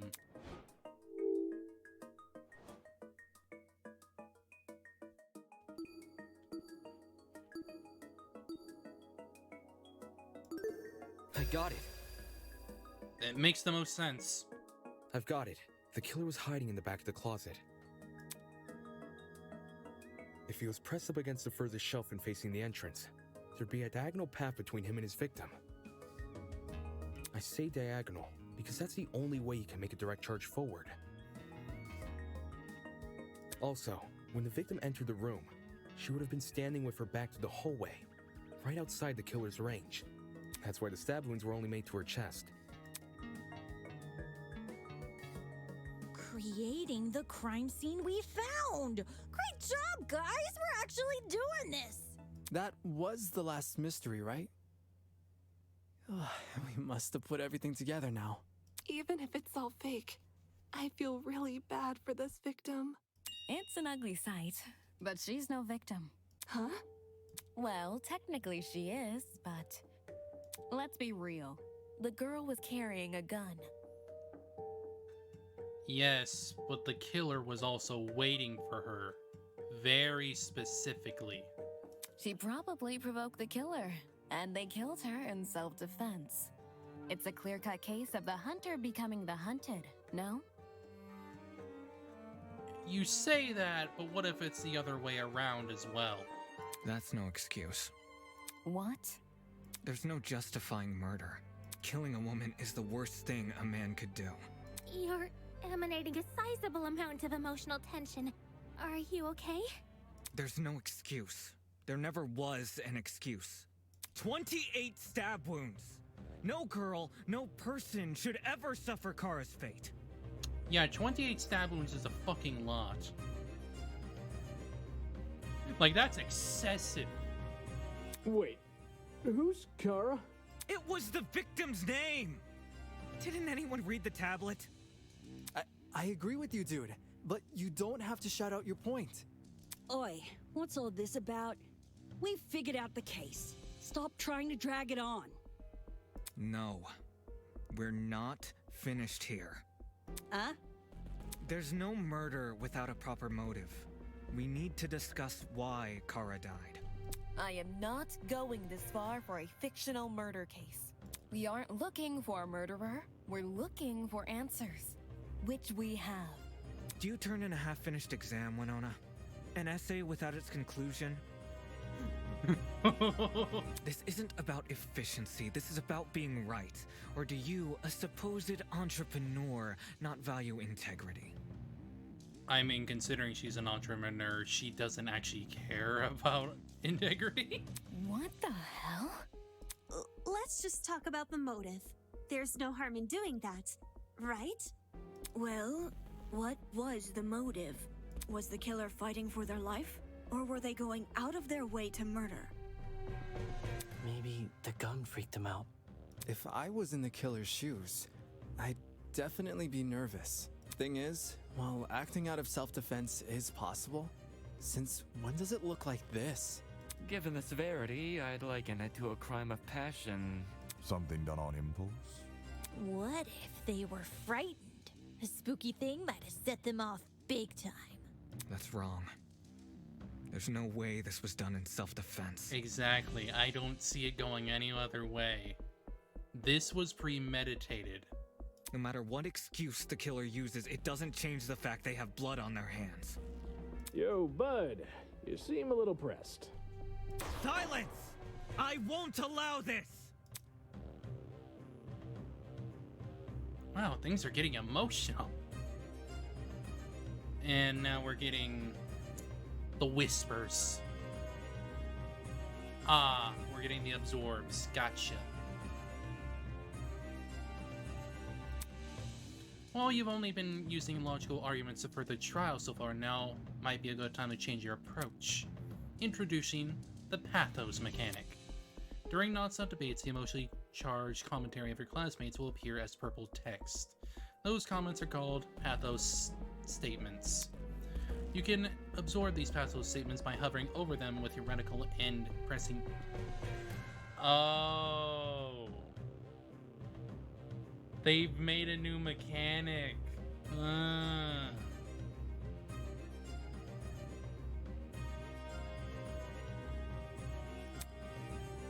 Find a weak spot that is directly contradicted by a pathos statement and fire.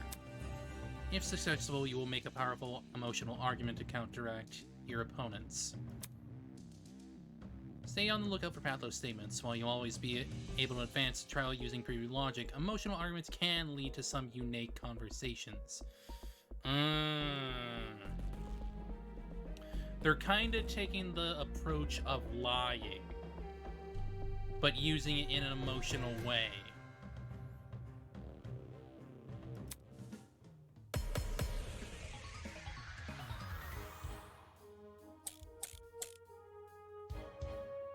Yeah, perjury but kill emotions. Kara so easily and without restraint. There is no way to justify this. Take a chill pill, man. You expect me to stay calm? This was the sadistic killing of one of humanity's brightest. We shouldn't make a lot of assumptions about the killer's morals. This could have been self-defense. You don't even know the damn killer. Just the crime scene they left behind. This killer, dead or alive, deserves to be brought to justice! But how can we do that? There's no reason to trust you if you have no proof. So says the ultimate liar. Was this murder justified, or was it truly unforgivable? I feel like I have an obligation to find the truth. To kill Kara so easily and without restraint. There is no way to justify this. Take a chill pill, man. You expect me to stay calm?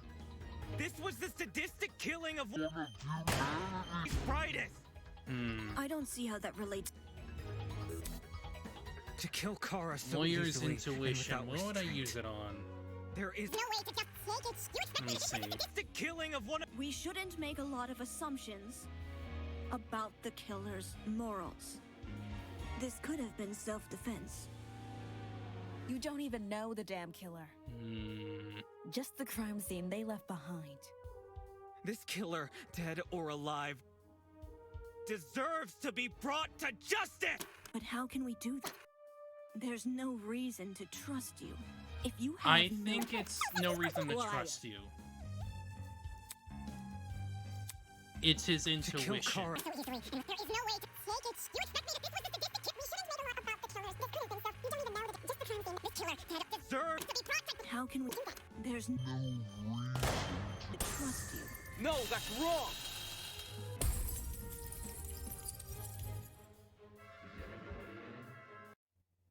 Expertise shouldn't be overlooked here. If there's anyone to believe, it's the lawyer. Say what? Wolfgang has spent his life in the courtroom and on the crime scene.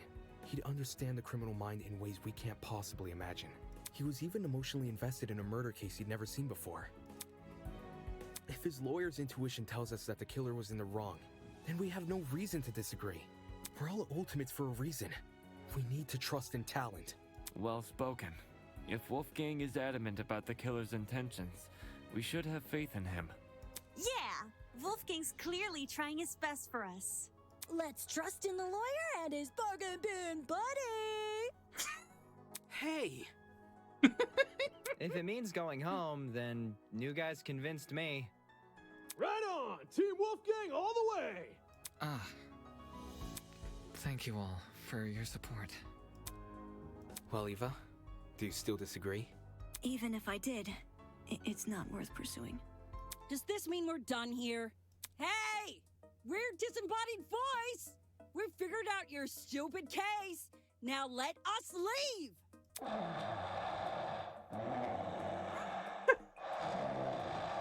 He was sleeping? Oh, you're finally done. In all honesty, I stopped paying attention a long time ago. What? We only went through this case because of you. Silly me, I have a short attention span. Oh. Do you perhaps have ADHD? So, just for my own benefit, why don't you summarize the information you've learned? It'll be good practice. Practice? Fine. I'll do as you ask. I'll present the truth. We'll present the truth together. Let's dig into it. Time for closing arguments.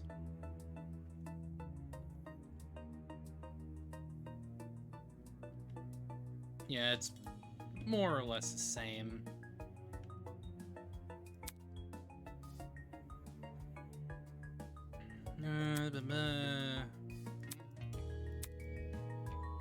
Yeah.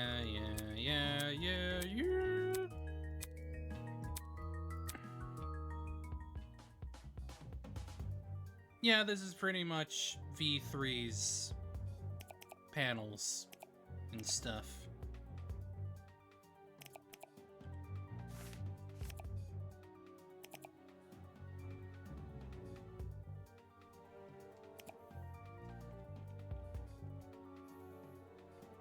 Select stock. Oh.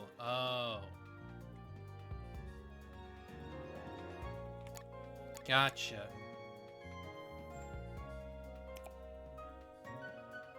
They head here. Right?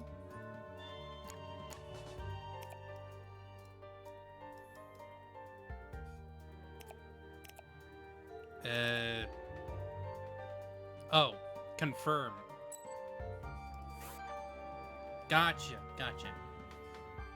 It's a little more complicated. That's what they're doing. What was the victim carrying? Well, obviously I can't get anything out of that. So how did the killer reach the frame?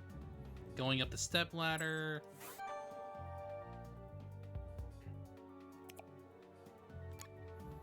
Opening the door. What did the killer... Okay, so it's not that. How was the trap triggered?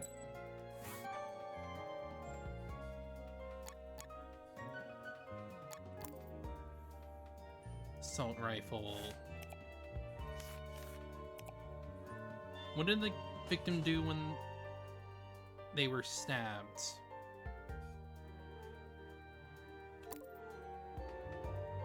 They clawed at the killer's neck.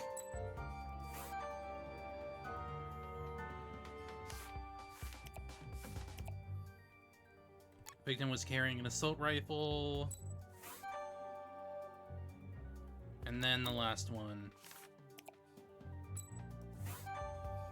Got it. I got it.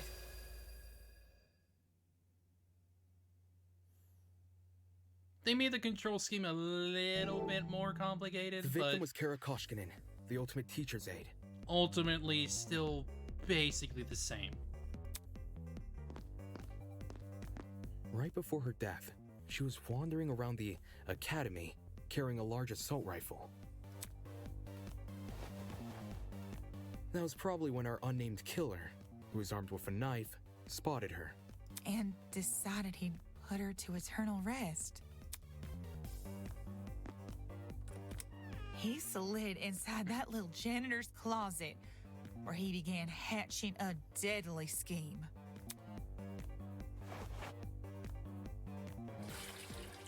Aye, they needed a way to surprise the victim, who was better armed.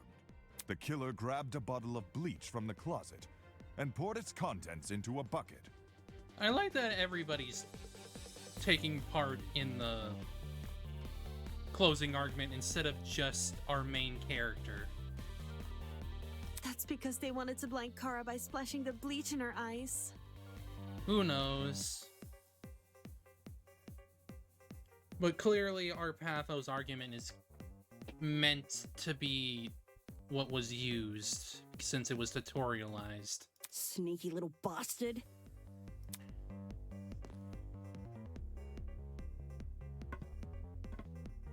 But to do that, they would need to set a trap and catch the victim by surprise. I mean, true enough. He's a bit of an ass. The killer moved a stepladder behind the closet door, Thinking and he's climbed better up than it to everybody reach the door else. frame. There, they carefully placed the bucket.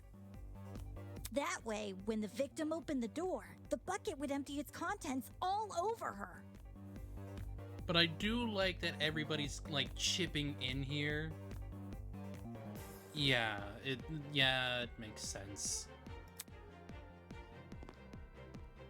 After completing this setup, the killer retreated to the far end of the janitor's closet and waited for the victim's arrival. But I do appreciate that everyone here is like pitching in on the closing argument. That's a neat little detail.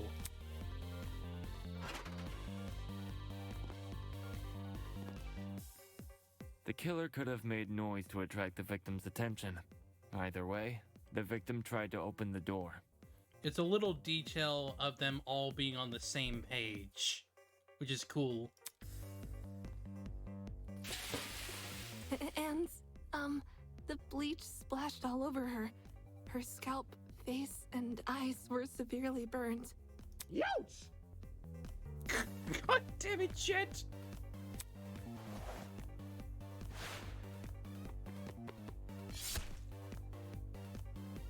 The killer leapt from his hiding place and began viciously attacking Kara. In his fit of rage and cruelty, he stabbed her from the front 28 times. While being stabbed, the victim tried to fight back by clawing at the killer. This left the dried blood under her fingernails.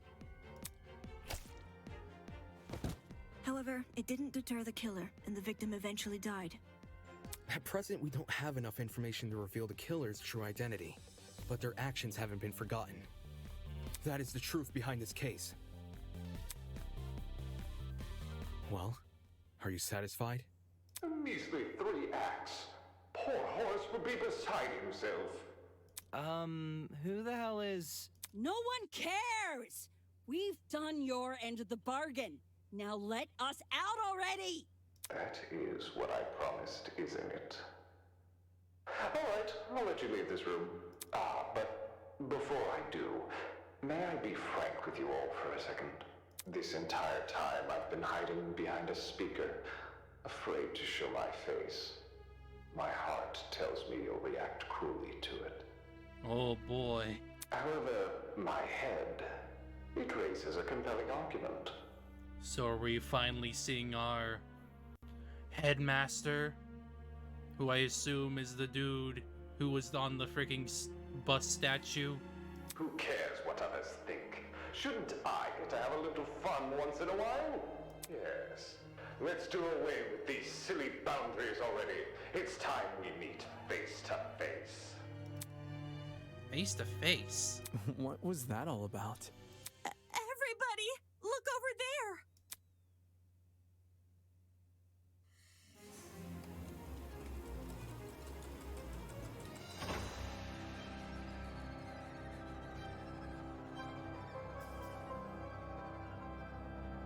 There's our mastermind. Toss away those pickaxes, peasants. The walls have finally crumbled. What will you do now that you've reached the other side? Will you treasure this new land? Serve it? Or will you set it ablaze? Basically, instead of us having a mascot, we have a man behind a mask. Well, peasants, have you made your choice?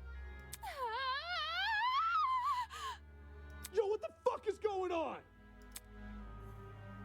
Person, his voice. Are you the speaker guy?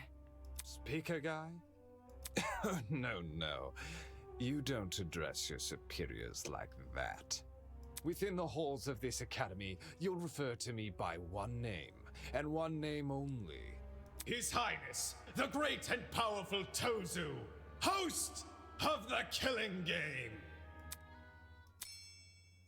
Killing Game?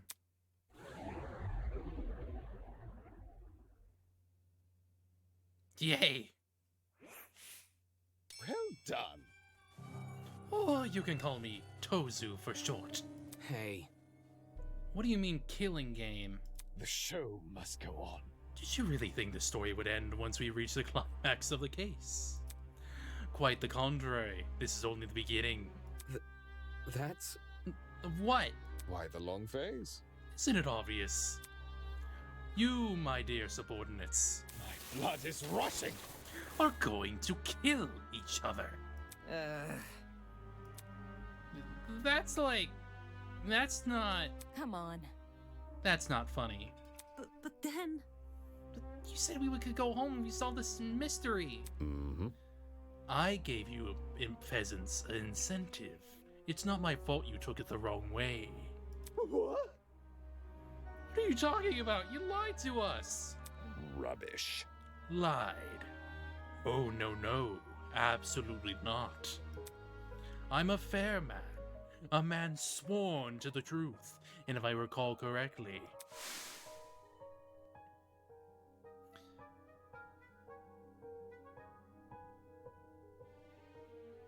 He said, leave this room.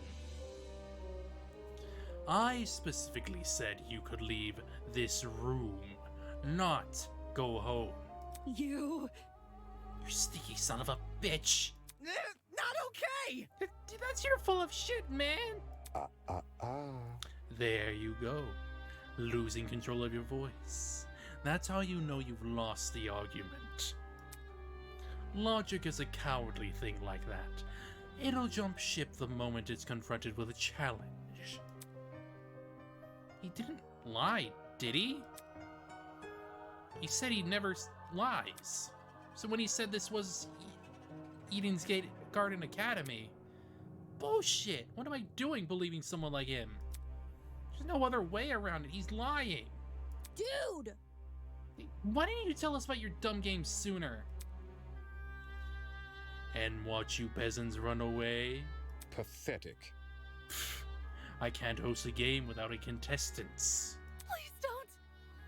Please don't do this. I just want to go home. I want to be with my family. Just let me go home. There's no need to worry. There's no need to cry, Miss Palmer. Huh? We're all civilized here. No one is going to kill simply because they've been ordered to. What's this? The peasant has a rebuttal. Let's see. A match between unprepared, unfit players. You could hardly call that a match. In much the same way, this game you proposed, a killing game between students who don't have the heart to kill. Nonsense. Do you seriously think we'll abandon our morals so quickly? Hey! Yeah, that's totally right. We're like super boring people. We don't have what it takes to do something like this. Indeed. Iron is terribly soft, softer than the most delicate piece of mochi. See a fly in my room, I catch the poor deer in a jar and return her to nature. I would never. Mochi heart would melt otherwise. I see. That's your argument, is it? How interesting. So what has you so convinced? Huh? What do you mean? What makes you think the people in this room lack the heart to kill? Do you even know anything about them besides their names and ultimate talents? Pathetic. If you do, then tell me, regarding killing, where do they stand? Are they okay with murder if it's for the greater good? Are they okay with murder if it guarantees their survival? Is where they currently stand on the issue the same as where they're willing to stand? Go on. You've had a couple of hours to get to know everyone. That's plenty of time to learn enough stories, right? Should I take that as a no? Goodness, what a surprise. Plot twist. Not. You wouldn't be here, all dressed up in that fancy suit if you were so naive. Such a spoilsport. Oh, and one more thing. That trial you just did, that was your preparation for the killing game. Get out. How? All you did was make us play detective. Plot twist. And for good reason. If one of you is killed, the remaining students will participate in the true class trial. Your objective here is simple. Uncover the culprit, if you can. Using evidence you've gathered during the investigation, you will argue who you believe committed the murder. The results will be decided by popular vote, and if you choose the right person, they alone will be executed and the killing game will continue. However, if you choose the wrong one, the guilty party will be set free and the rest of you will be executed instead.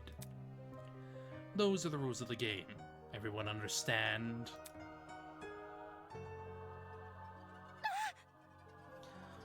All of us be executed? That's not fair! Isn't this lovely? Really? I think it's one of our most beautiful rules. Everyone has an incentive to participate in the game, innocent or otherwise. What's happening? It's insane! You're treating us like pigs to slaughter! Such disrespect. Nonsense.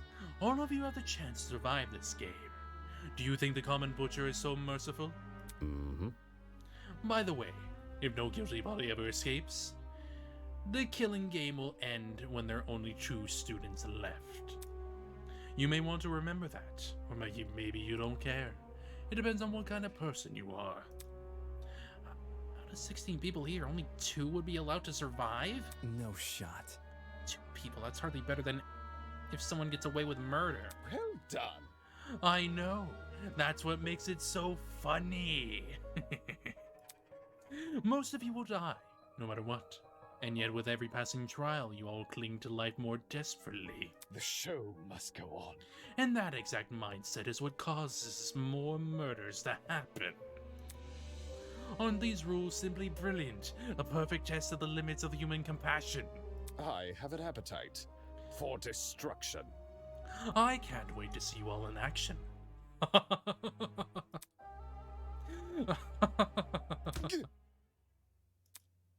Mammon's loud tinnitus-inducing laughter was suddenly caught up by his well-timed strike from behind.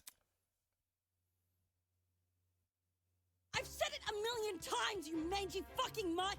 I want nothing to do with this stupid game! Ow, ow, ow, ow, ow! Stop it! Since you've made it clear you won't listen to reason, I'll just make sure you have no arms to kill with! Do you even listen to when I talk? I'm not the one doing the killing. It's you lot who are...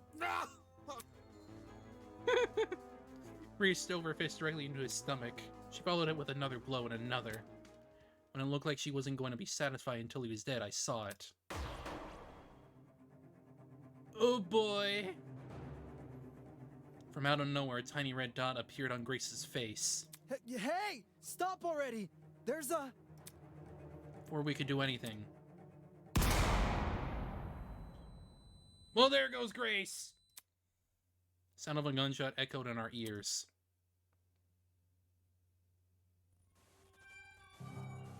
Oh. Reese released the man from her grip. A warning shot. Suspiciously, she moved her hand in her cheek, which had been nicked by the stray bullet.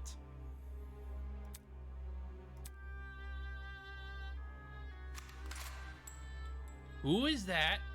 Oh. Hi.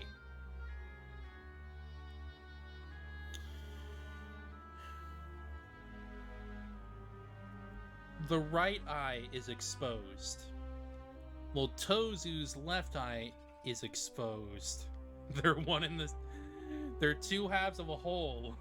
Oh boy. Heavy breathing, of course. We all looked in the direction the shot came from. Shooter stood silently by the pillar.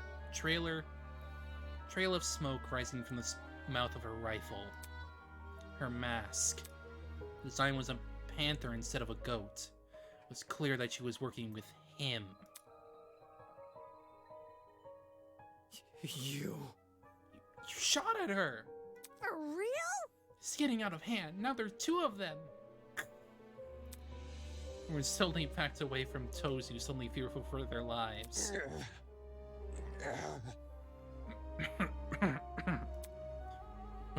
What a shocking and unnecessary display of violence. You think? I was talking about the golfer woman. Well, now that you've become acquainted with our enforcer, Mara, if any of you kids try to jeopardize the killing game, such as by attacking me, she'll be there to put an end to your shenanigans. Pardon me. Even though she misses her shots, that was just a warning. I assure you, it'd be unwise to further test her sharpshooting ability. In any case... Regardless, I finally have an answer to your previous question. You asked me if I knew anything about my friends besides their names and talents. No matter. Truthfully, I don't. But I'll continue to trust them as if I do, because they're ultimates. Huh? They are charged with the betterment of society. They've proven to themselves to be above simple acts of self-interest. We will not succumb! Even if you trap us, fire guns at us, and force us to endure farcical courtroom procedures. He's right. He is. Yeah, he is. He is the lifeblood. Grace was trying to compose herself, still clearly shocked by her run-in with death. Don't test me. How weird these guys are. They're talented, Do you really think an ultimate would fall for this bullshit? That's right. My friends and I have too much to live for and too much to achieve. Don't throw all that away for your killing game. Don't get it mixed up. We're all going to escape. We have to. One by one, the students raise their voices in solidarity with Wolfgang. I'm saying Wolfgang because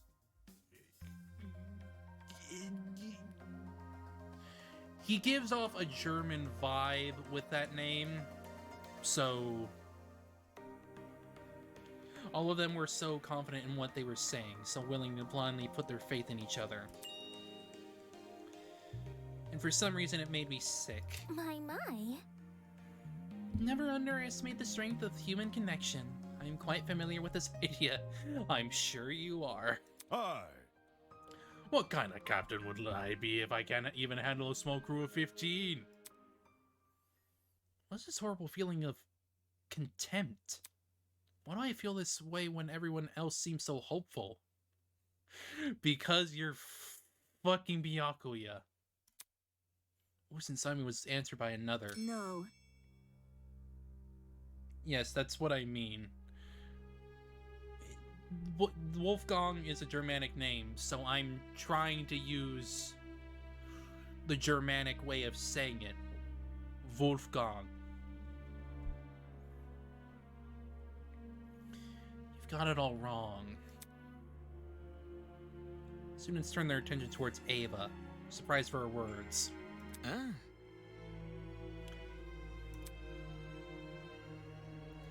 Do you actually believe no one here will try to kill? You're really naive. I don't know how you made it as a lawyer. Instead of resorting to random and hominem attacks, why don't you explain your reasoning? It's the truth. It's obvious. Compared to normal people, ultimates are more prone to killing, not less. Living with constant praise from the public has ruined our sense of self. If you need an example, just look around the room. What a joke. Excuse me. Yeah, you. You specifically.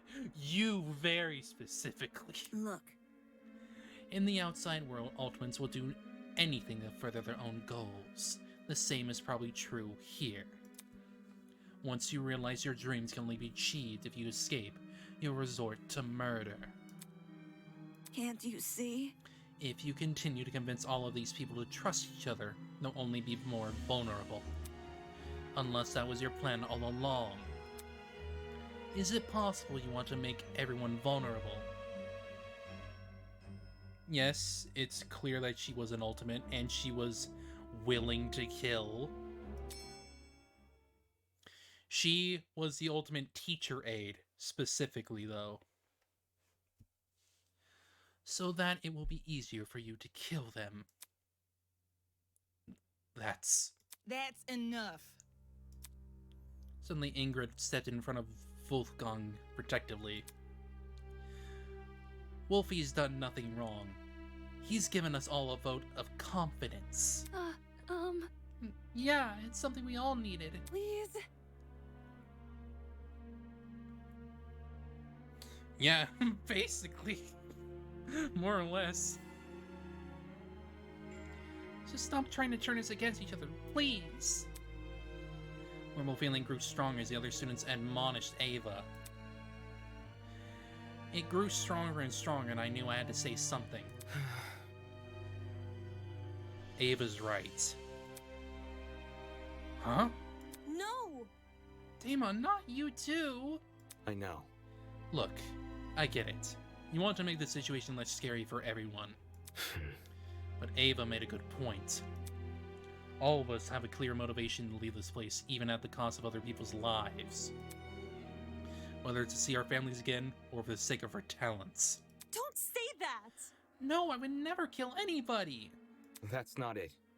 Diana, you yourself admitted you had too much to achieve. Don't you see how that's playing into the masked man's hands?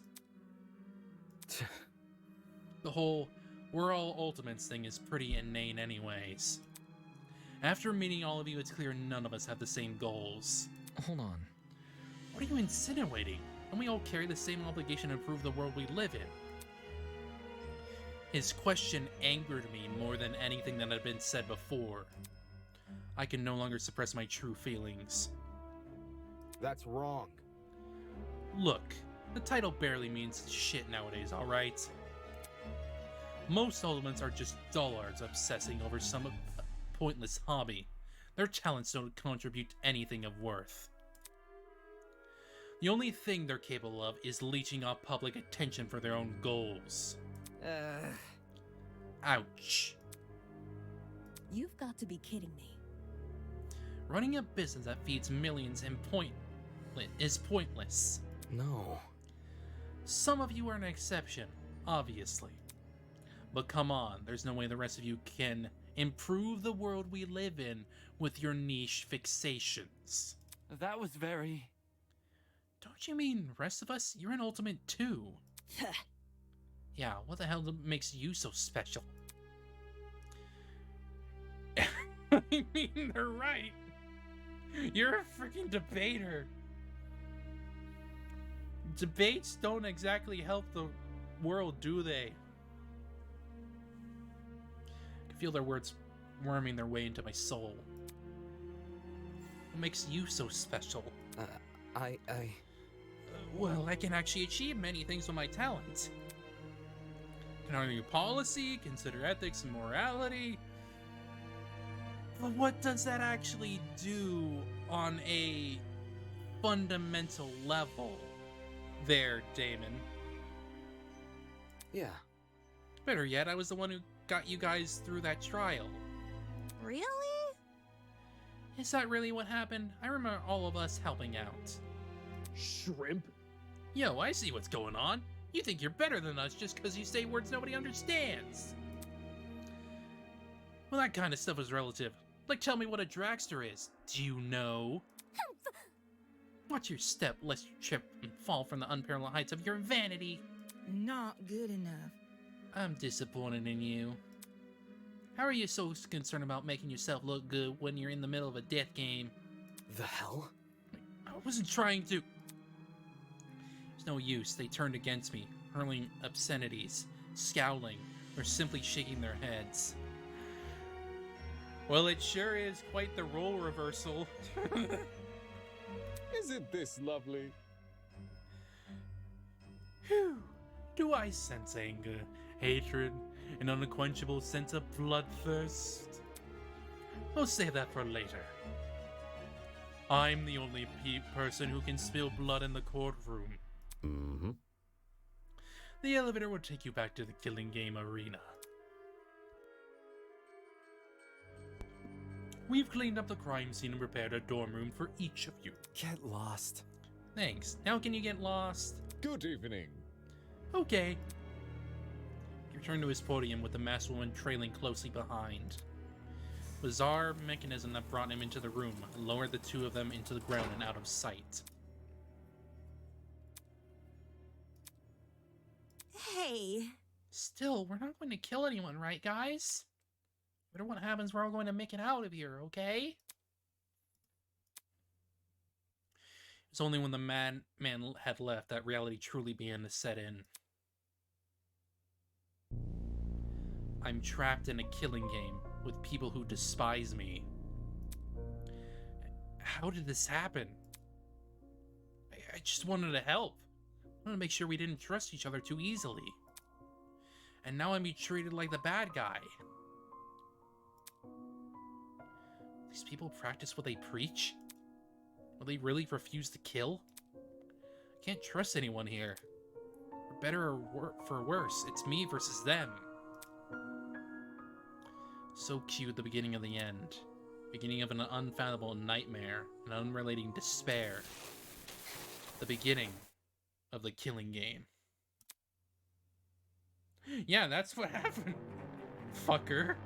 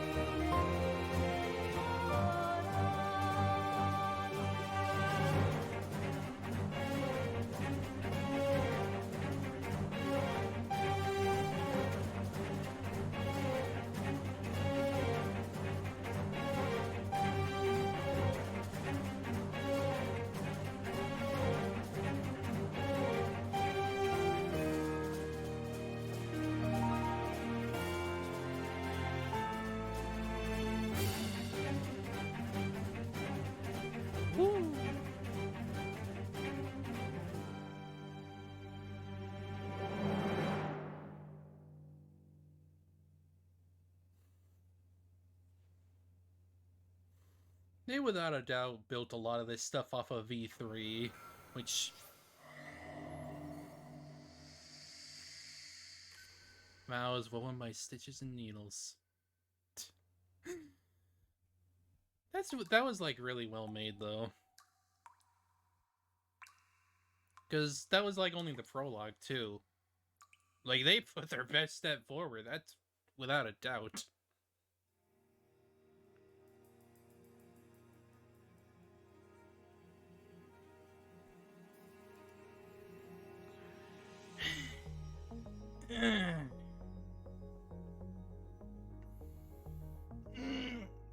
Stretchy. I don't know when the next few chapters are gonna come out, but I can probably end up doing a chapter every once in a while whenever they come out. Makes the most sense. Since this is a fan project and all. But otherwise, I really like what they presented here. Even if it's like... Well, I wouldn't say they simplified it, because they didn't really do that. The investigation and the trial were obviously meant to be pretty short, considering it was just meant to be like tutorializing all this stuff. Like, it makes sense. It makes sense that they made that relatively short.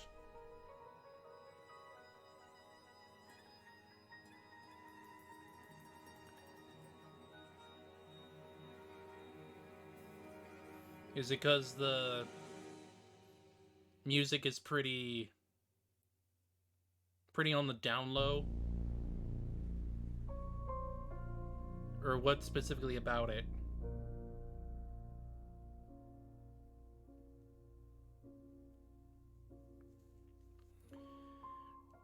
Because I wouldn't... Because it definitely leans more in an orchestral... It leans more in an orchestral area rather than a...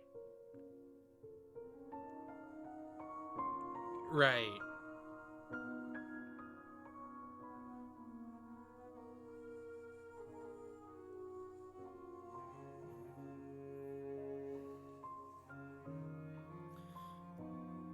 Well, it definitely leans more in an orchestral direction, but I think there's the DRDNA once we got to like the freaking non-stop debate, because the non-stop debate track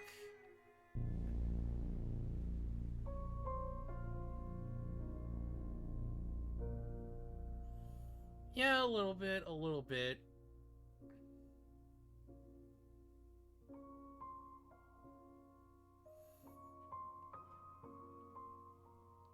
Like, yeah, they need a little bit more energy. Just a little bit. But I think regardless, it seems like they put like a lot of work in this regardless.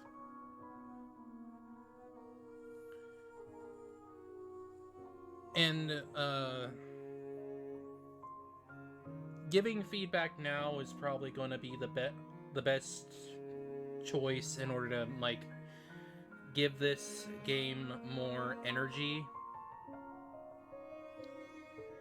Since clearly the point of them releasing the prologue early was to get feedback, that way they can put that into more of the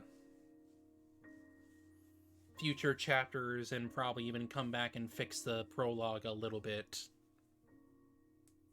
Probably. Well, like, for a fan project, this is pretty leaning close to an official product. It's leaning in that direction, and I'm honestly surprised. I'm honestly surprised with the production values of this, for the most part. Because they did really well with this. I wouldn't say like the voices exactly were perfect, but I could still feel like the characters still feel like who these characters are. Like, yeah, they're not perfect. I'm not expecting like super high quality. It's a fan project. I'm not gonna.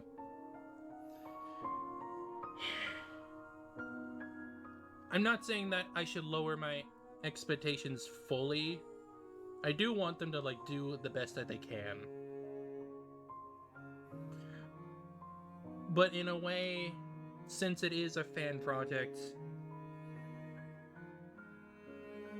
I feel like I'm kind of obligated to look at it in a different way. But to see them, like, work so hard and make it probably as close to DR as they really can, I find that admirable. And in some ways, I think it's kind of handled a little bit better. Not fully, obviously, because it's not exactly on a... I doubt this is exactly on the same freaking higher budget that DR titles got. Especially like something like V3. But they clearly based some of their aesthetics off of V3 in regards to how the game feels, how it looks. They clearly took inspiration from V3 in that regard. Some gameplay segments also felt very V3-esque, but done in a little bit of a different way to make it stand out. Like, I think the segments during the, like, yeah, I know the trial was meant to be short and all that, but the transitions between everything during the trial, it felt faster. Which I think is a welcome change, because DR official always felt a little slow in regards to its transitions, so it kind of extended some scenes a little bit more than they probably should have. So I appreciate like the fast transitions to make it feel more to make it flow a little bit better. But I think I'm probably gonna stop here for today, since we're like already almost at 4 hours. But yes, I really enjoy what they're doing here. I'll probably have to leave like some feedback somewhere to see if they'll take that up, and I really want them to really improve upon this, because this is a good fan project that feels really in line with DR, but in some ways I kind of like it a little bit better.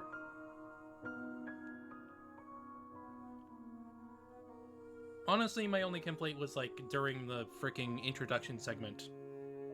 Mainly. But to be honest, I don't think any DR game has done the introduction segments very well. It always felt too long. Longer than they should be. But maybe that's just because they always felt extended and they just felt like, can we go already? Please? I don't know. I'm not saying that those were necessarily bad. It's just it goes on a little too long. But yes, I think we'll stop here. Thank you for coming. If you did anyway. Good start to a fan game. I like it. I try to give out feedback, and Wednesday I think we'll do hangout stuff like last week. Just try to get back into a rhythm, more or less. Otherwise, thank y'all for coming, and hope to see y'all later. Take care of yourselves, alright? Bye-bye.